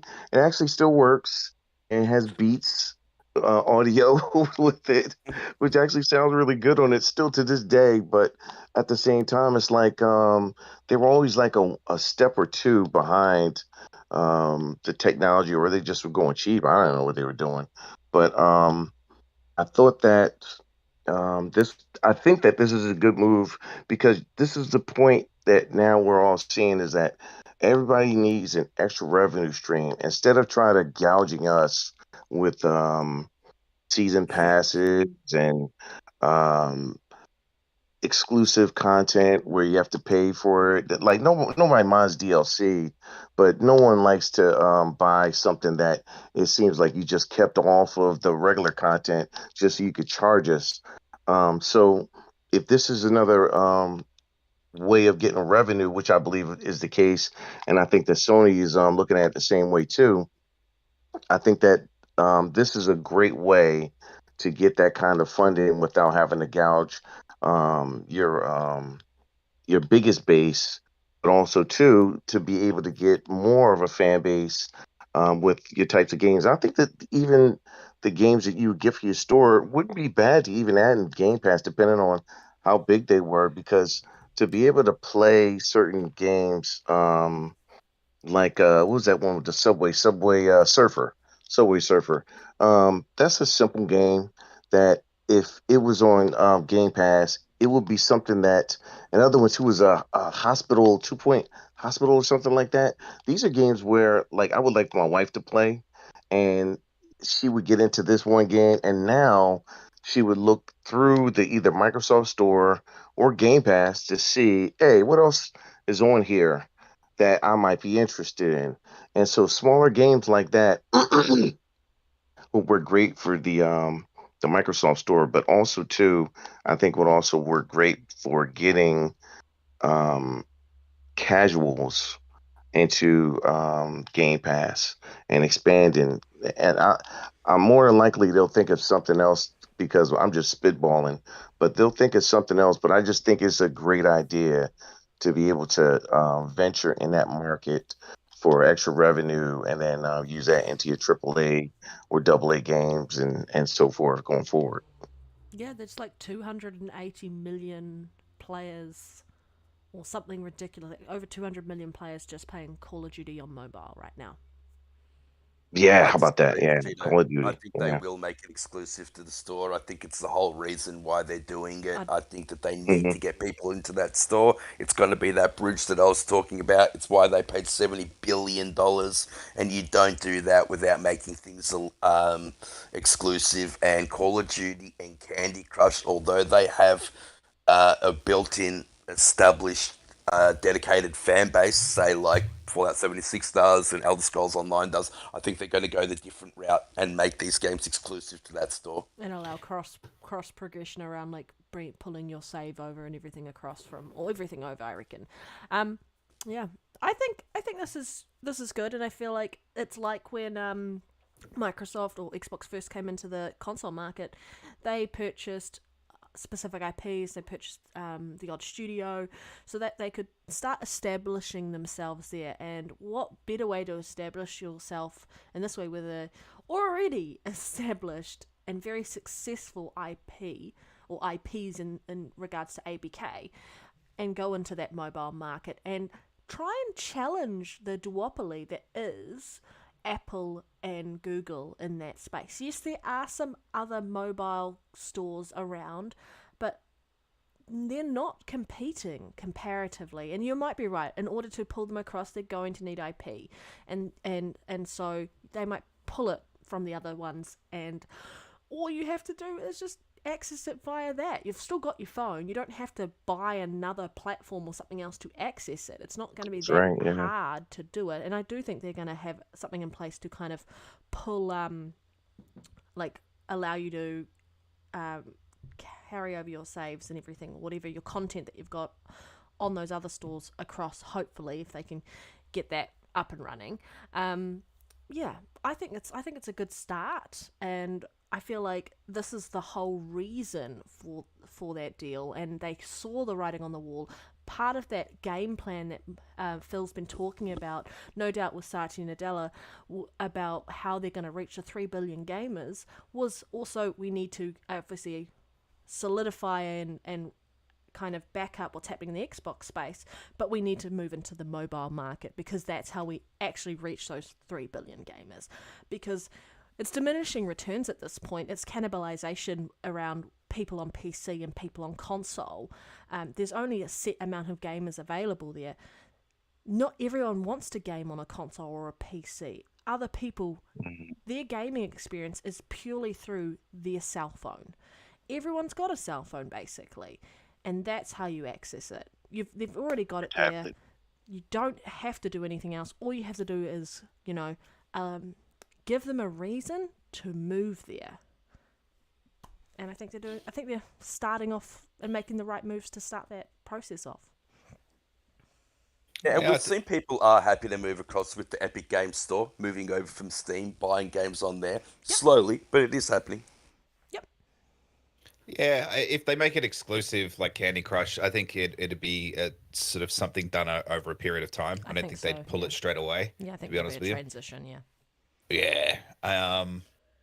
Look, at the end of the day, it's all about money, right? So you don't want to just cut off people straight away and force them to move over because there'll be that percentage that won't come over. But the good thing about mobile is that most people that play on mobile are used to paying money to get features or to just turn ads off. Yeah. You know what I mean? So, Yep. Right. And that's kind of to your point, Shido, what you said before, because, they're always doing microtransactions and DLCs. You got to pay for all that. And look, that stuff's not going to go away. But going into the mobile market, you're getting a larger pool of audience across the world. And you know that they're happy to pay that $2 to turn the ads off and whatever. Right. I mean, Right. bam, $2 across it's a two no-brainer. Or even just for 100 million any other gamers. extra content. Because I've done it before. Like there was the fighting game called Marvel. I forgot. I really liked the game, and to buy extra fighters, it was like $1. you know. And I always said that I think the biggest mistake that they make when it comes to AAA DLC is they charge a higher premium price.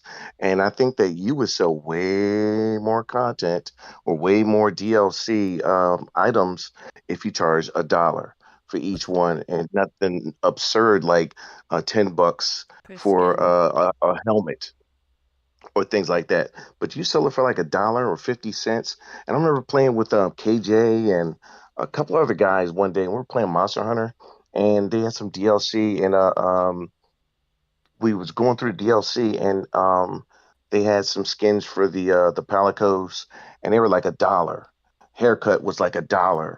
Man, we were in there just throwing money around like we was in a strip club making it rain. Everybody was just spending $1 like it was nothing.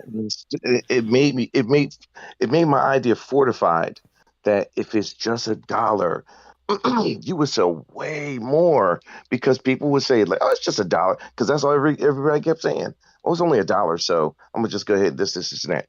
Oh yeah, you 100%. know what? It's only $1, so why aren't you gonna get it now? I don't really. They say, man, it's only $1. They'll That's the make their only thing I kept return. hearing. Yeah, they'll make the return on the time Yeah, and effort to do it just by the cost to entry. Lower it big time, and then you'll be fine. Yeah. right. Yep. Well, that's the thing, right? So Microsoft might learn a whole lot from that mobile side of things and go, you know what? Actually, you're right. Let's just make these $1 or whatever, because we're actually noticing that people will say, yeah, it's only $1, so they'll buy it, and then they'll buy the next one because it's only $1, and then it adds up. They actually spend more money over a period of time. Yeah, revenue And so will go up. yeah, so they'll probably, yeah, you're right. They'll probably implement something like that and make How it do a you little think bit. Game Pass will work? the market. I think that's going to play a big role as well. Like, so if I you're think so, getting too. Candy Crush for free, Call of Duty for free for a monthly fee, I think that it's going to get a lot of people into that store. Mm-hmm. I have, Yeah. I have no idea how they'll integrate it in, but I think that no matter how you look at it, no matter how you cut it, it's How gonna you slice it. yeah, how you slice it. I don't know. My brain's dead. I've kind of just. I'm just Come waiting on, for we've only got Scream one more 6. topic. Yeah, You no. can do it. You can do it. I can do it. I've Bushido kind of does have ranted that myself out effect on today. people. Yeah. Oh shit. Hey, that's just because Bushido and I just kill you on Halo when we play Halo. Ooh. Ding You ding kill ding me ding too, ding. so it's fine. I'll let it go. Always was go good. to those Love it. those ref. That's why I don't play Halo with you, Red. I'm like, fuck it. She's just gonna kill me anyway. Yeah, basically, I'll just kill you every week on the podcast. I've told many people like, "Hey man, you won't be fooling around with Panda when she playing Halo and she get quiet too." Nah, Yeah, when I somebody's in get trouble. quiet, Yeah, you know I'm going on a killings rampage. absolutely. Yeah, I think that things like this will, like you said, Ash. I think it'll help Microsoft make some things about it. Same thing Pete said too. I think that this revenue stream will help open things up, and I think the revenue stream will help to, like I said, fund some of these games, and even money having get some games. Look, whatever's good for the goose is good for the gander, as far as I'm concerned. But I think it'll help out enormously for excuse me, Xbox in the long run. Yeah, for sure. Absolutely.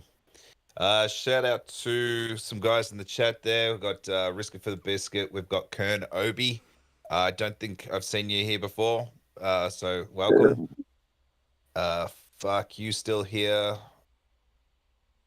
Boba Fett still Real quick, lurking, probably in the I do want to background. make it. I Yep. do want to make a comment real quick about UE5 since Risk is there. I think every game should be made with UE5. I don't think any other game Oh, with any other engine now. UE5 is going to be and should be The the Monopoly. mainstay games. And So you're wow. saying You that Bushido, Halo? are you Umbra? What the fuck? You're saying Halo needs to move to Unreal Engine 5? yeah. Halo needs to Yep. move to UE5. What other games that are being developed right now that are using Unity or Crytek or whatever, they need to scrap their engines and go with UE5. UE5 should be the all and end all in game development, and there should be no other engines anymore. One engine to rule them all was what I'll call it. That sounds like me being messy. Was it last week? Just calling Risk It out, going, "You're wrong." And I'm not trolling either. I'm making a point. This is a truthful thoughts. You know, Grey Monad goes, what do you mean by you people? Candy Crush on UE5. Oh. the Candy Crush UE5. Imagine that. Look, man, With those real-time ray diamonds, tracing. yeah, the Global shine will illumination. be, yeah, it'll have ray tracing and shit in it. Yeah, Imagine- right. Oh man, that's God, crazy. Imagine All it right, using metahumans.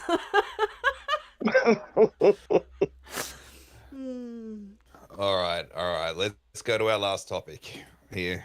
All right, before we get too messy. All right, here we go. Microsoft says 10 years is sufficient for Sony to develop Call of Duty alternatives, which I agree with. Xbox tells UK regulators there's no basis for offering Sony a longer licensing agreement. And I am in full agreement of that. Of course I am. I'm on Team Xbox. Now, this is other big news this week, right? I mean, this has been around for a bit, I guess, but I mean, it's just been ABK deal, and it's just been, this acquisition thing going back and forth, and it's really heating up. I know everyone's sick and tired of it, but it's really heating up now. We're at the tail end of it. They reckon they're going to have it done by there was a date in May. April, I think is April? and May, yeah. April 26th, CMA. Yep. And Yeah. I believe that the EU pushed theirs back. It was meant to be sooner. I'm not sure exactly. I think it's in May now.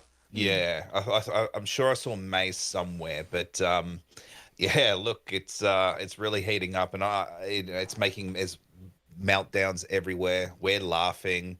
It's a good time to be a gamer, honestly. But yeah, so they said 10 years is lot more than enough time to create a franchise. What do you guys think? I mean, they've got IP sitting in the background that they haven't used in a long time. They've got Bungie. They've got no excuses really at this point. I do think that it's easier said than done, but in this instance, it's like it's mostly PlayStation's own fault. Um, if this is me as a corporation, really this deal doesn't hurt anything. You still get paid your 30%. I know the rest of it goes to Microsoft, and that's not what you necessarily want, but guess what? That's how life works. Not everything works the way as you want it to. And I think that there's something you just have to suck up because you still get the money you make. Because they make it as if they don't get anything if this goes through. Like we just won't get anything. No, you still do. Let's not act like, if you sign this 10-year deal, you still don't get something for the next 10 years. Now, I do think it being bi-yearly will hurt their bottom line. But guess what? Still your fault again because you sat there and you didn't try to develop something. You wanted the free money. I think everybody would have too, but you should have continued to innovate and work on these series. Resistance wasn't a big fan, and neither was Killzone. But if you would have still kept working on it, you could have ironed out the story or the bugs or whatever the case may be. You acquire another studio, a smaller studio again, but you work with them like you do with your other studios, and you do a better job of trying to push that forward.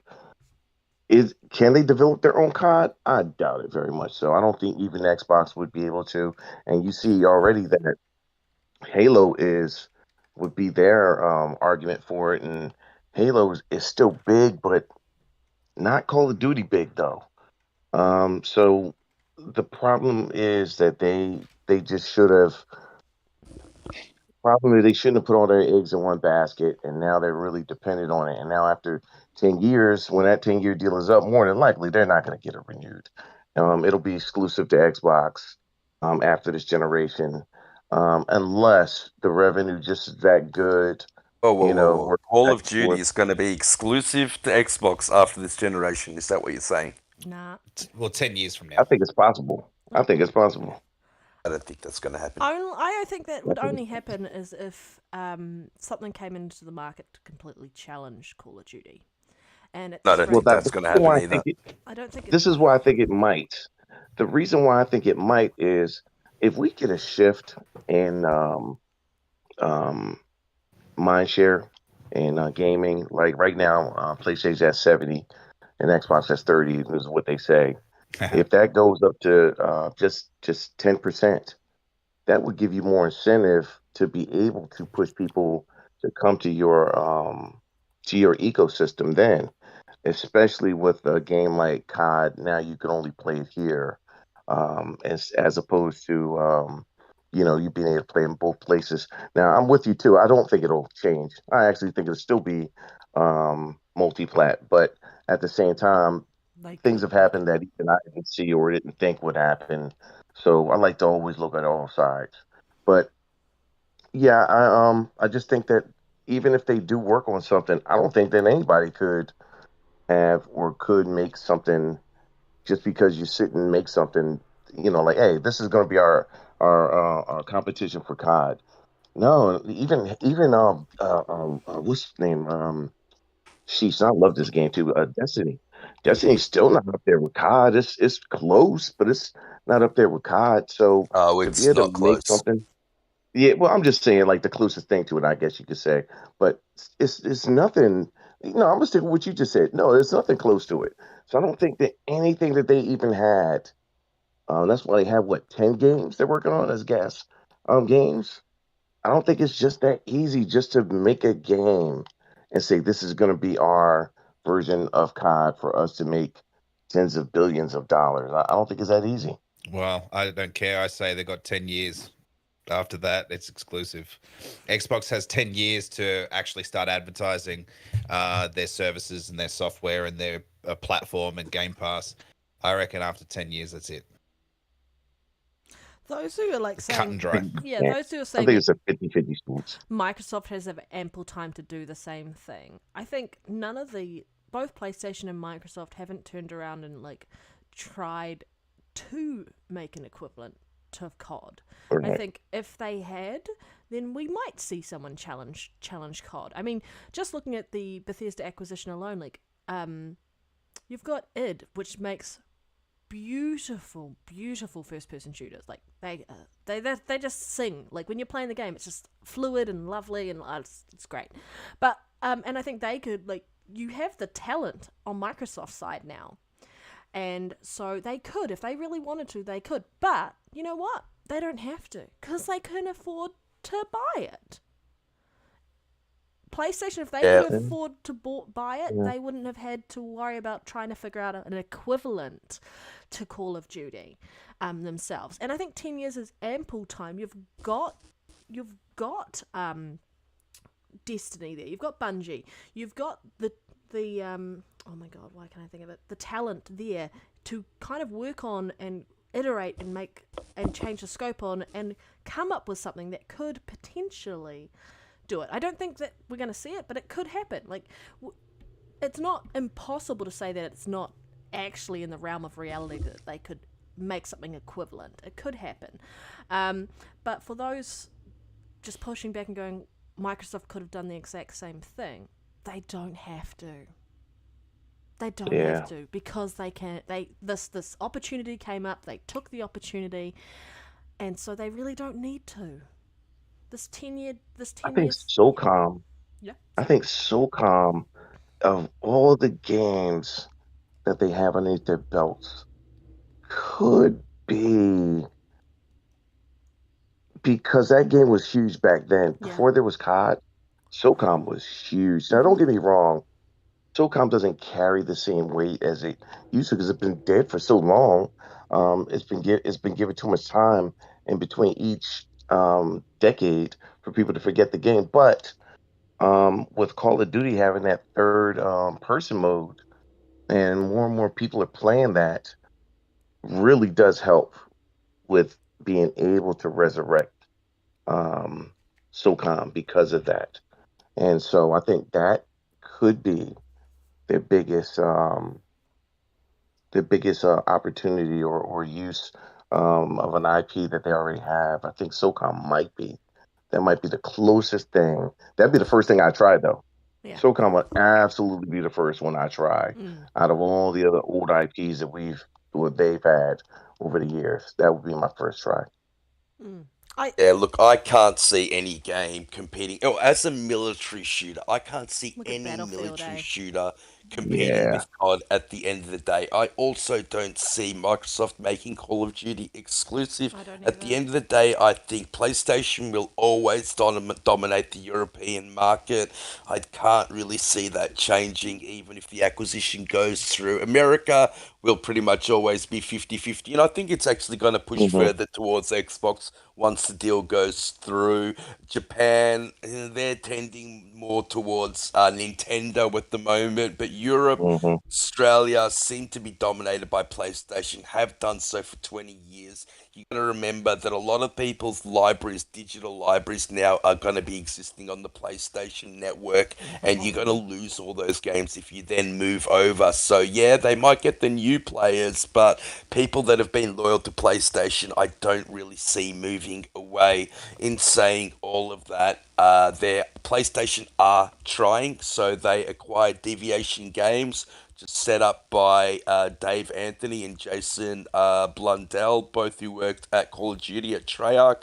Blundell was one of the guys that made Call of Duty's the zombies mode in Call of Duty. I think it's one of my favorite modes, and Me too. the other guy was a director and producer of World of War and the Black Ops games. So they've got some pedigree there, and as soon as they moved Mhm. over, PlayStation acquired them. Not only that, they've got Bungie, so it doesn't have to be a military shooter. I think whatever Bungie does is going to be successful. The gameplay that Bungie puts out in Destiny, I think, is second to none.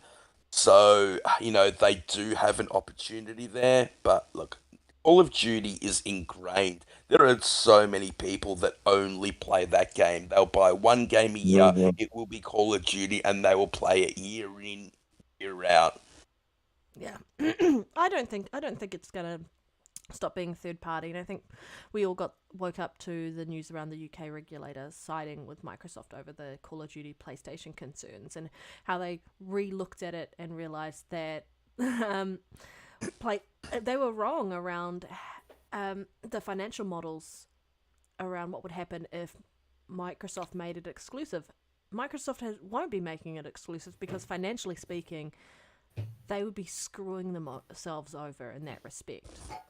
Financially, And it'll kill the player base as well, Panda, Yeah, which it'll would be kill the just player base. which will kill the game. yeah, it will, Mhm. and it would just eat into their own profit margins in that respect. So it's not really a smart move to kind of fearmonger and say, oh, it's going to be taken away from PlayStation. It's not going to be, because they can't do that. And why would you go and say, hey, free money, I'm just going to go and say, I only want half of that money when I can have all of that money? Like, why? Mhm. Yeah. I'm just saying a lot can happen in 10 years. Xbox was nearly dead 10 years ago. Look at it now. Anything can change. New people can enter the market. Xbox can put Call of Duty on everything else but Jim Ryan PlayStation. PlayStation's not the be all and end all. Jim Ryan can A lot early more people retire. are picking up PCs these days. Right, retire. So I don't think it'll be on PlayStation in 10 years You don't or think? after the 10-year deal. No, I don't.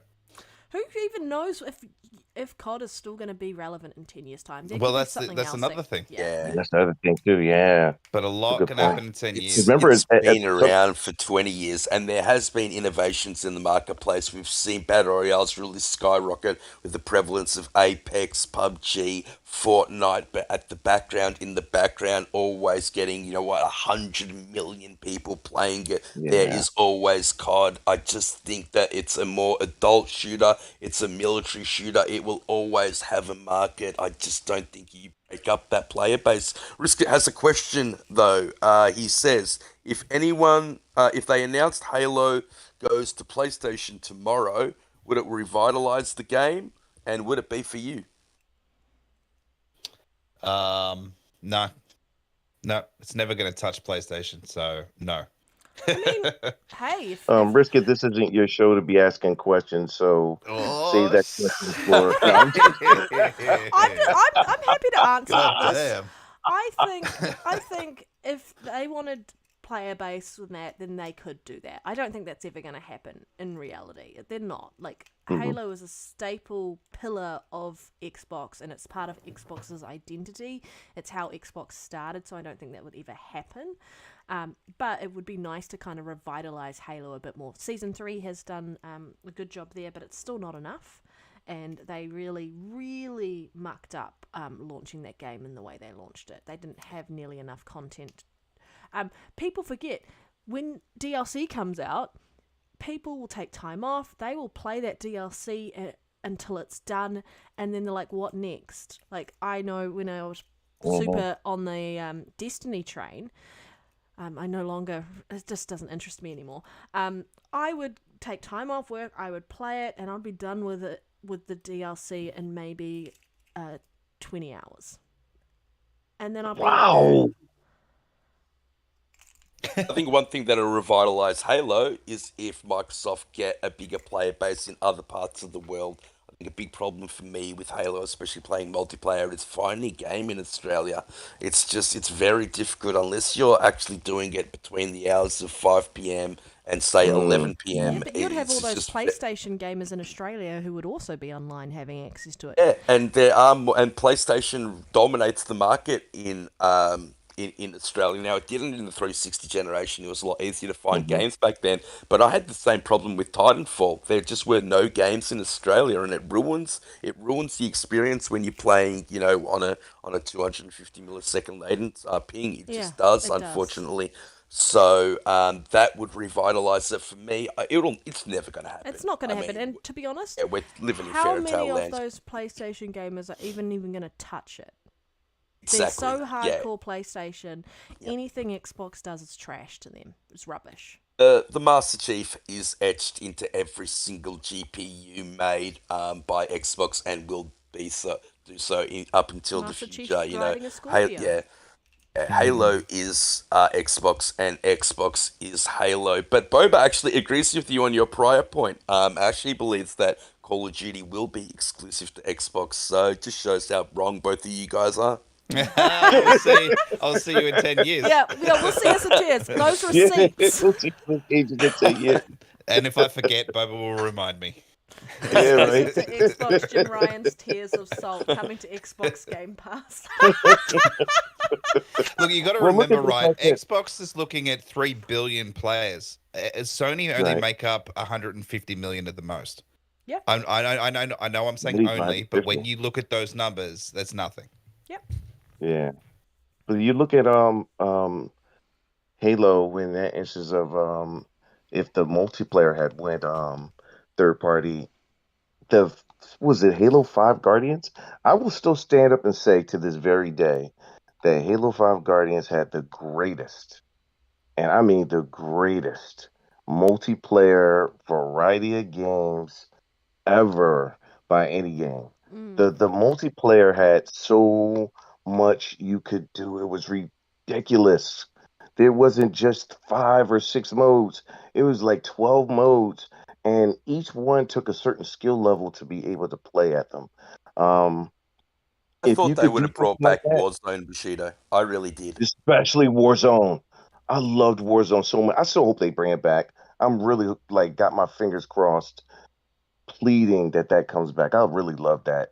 Maybe Um, it'll be a mode in the certain affinity battle royale. Maybe yeah, what I had a problem that'd with be nice. Warzone is I actually wanted it to be more like raids in Destiny and more PVE. And I actually like when I was fighting the PVE side of things, I enjoyed it Mhm, more.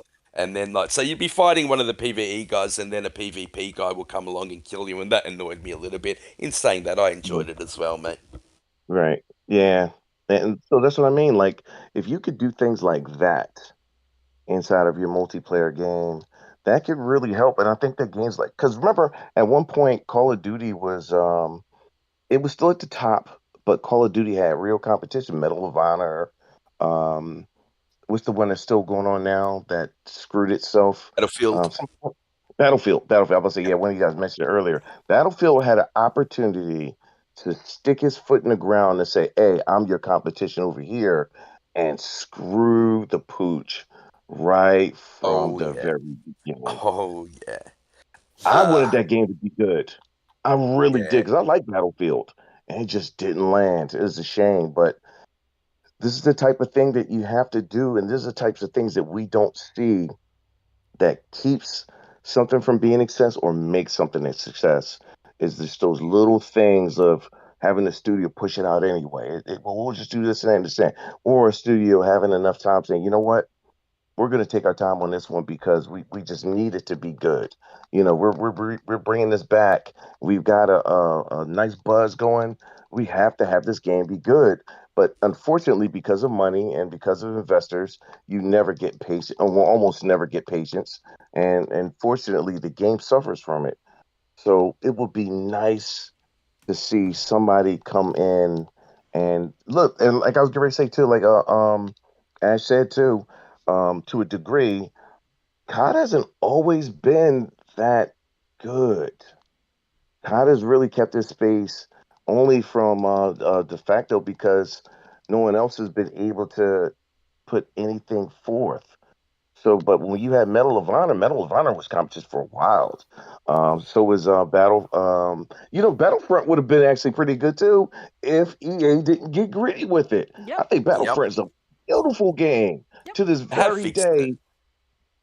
day. As I Have heard fixed it. too, yeah. But the thing is, the messed up part is when a game comes out with a bad reputation, it Gamers sticks. stay skeptical, That's why I right? didn't It's mind so hard to Starfield change your waiting. opinion once a game is Yeah, is yep, bad.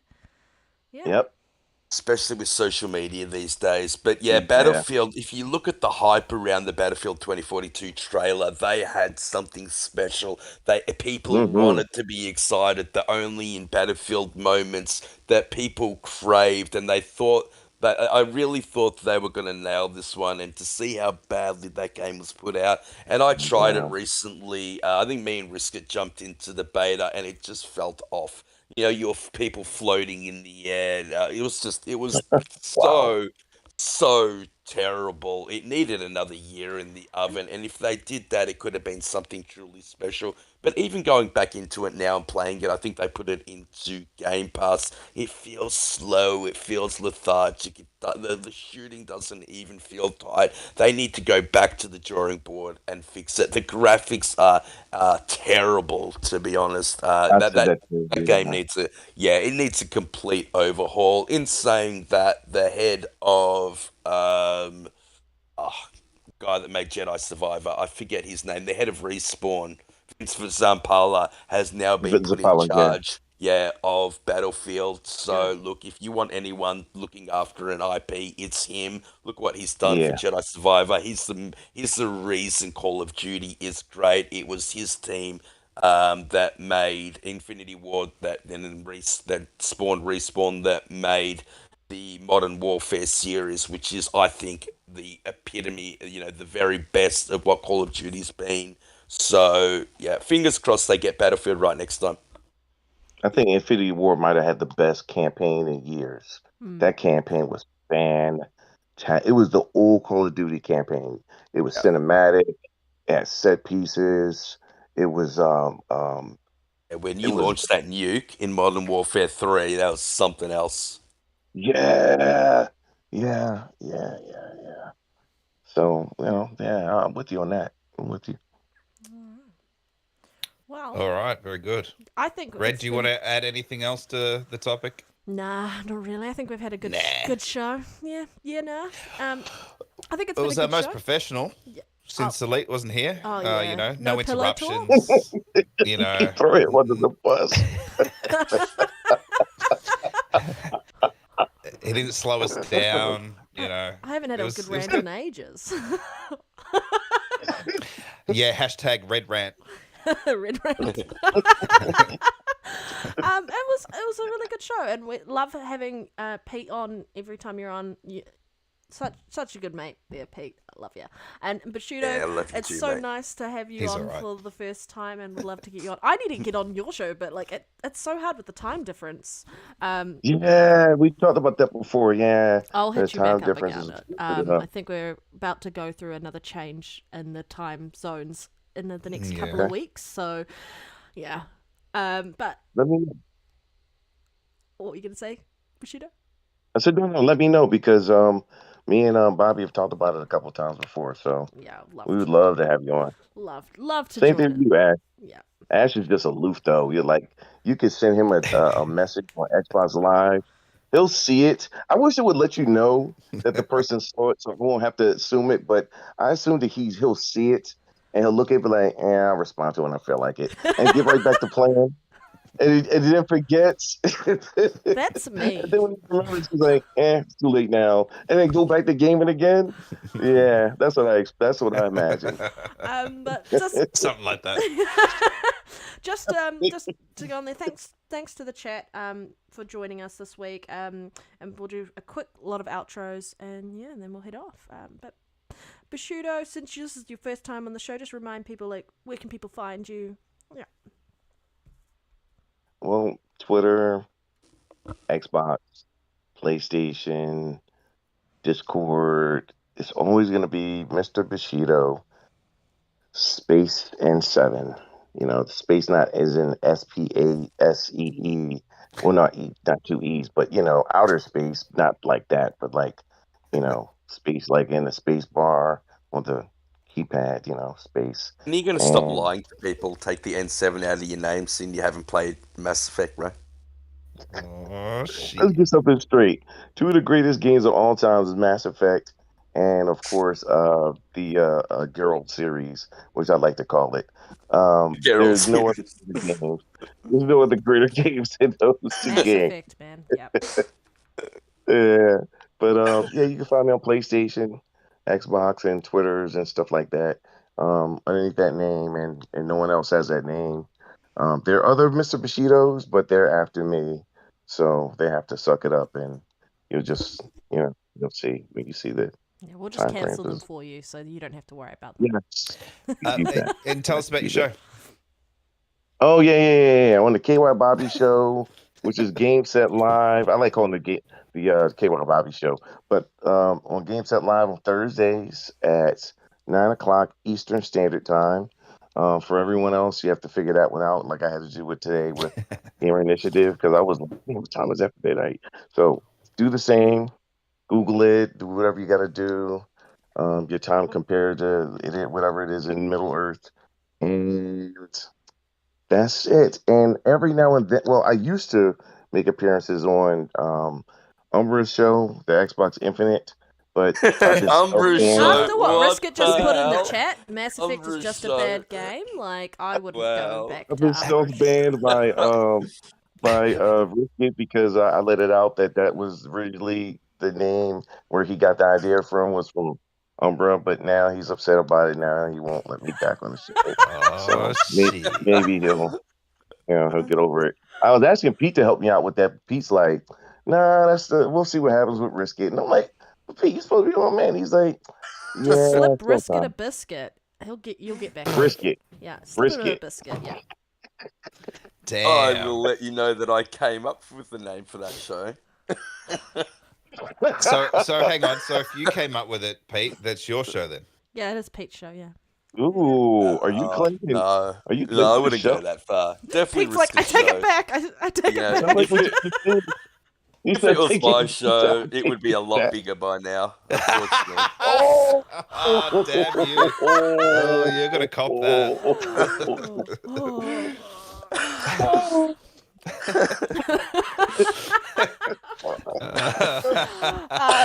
Pete, where can people find you? Tell us about your show.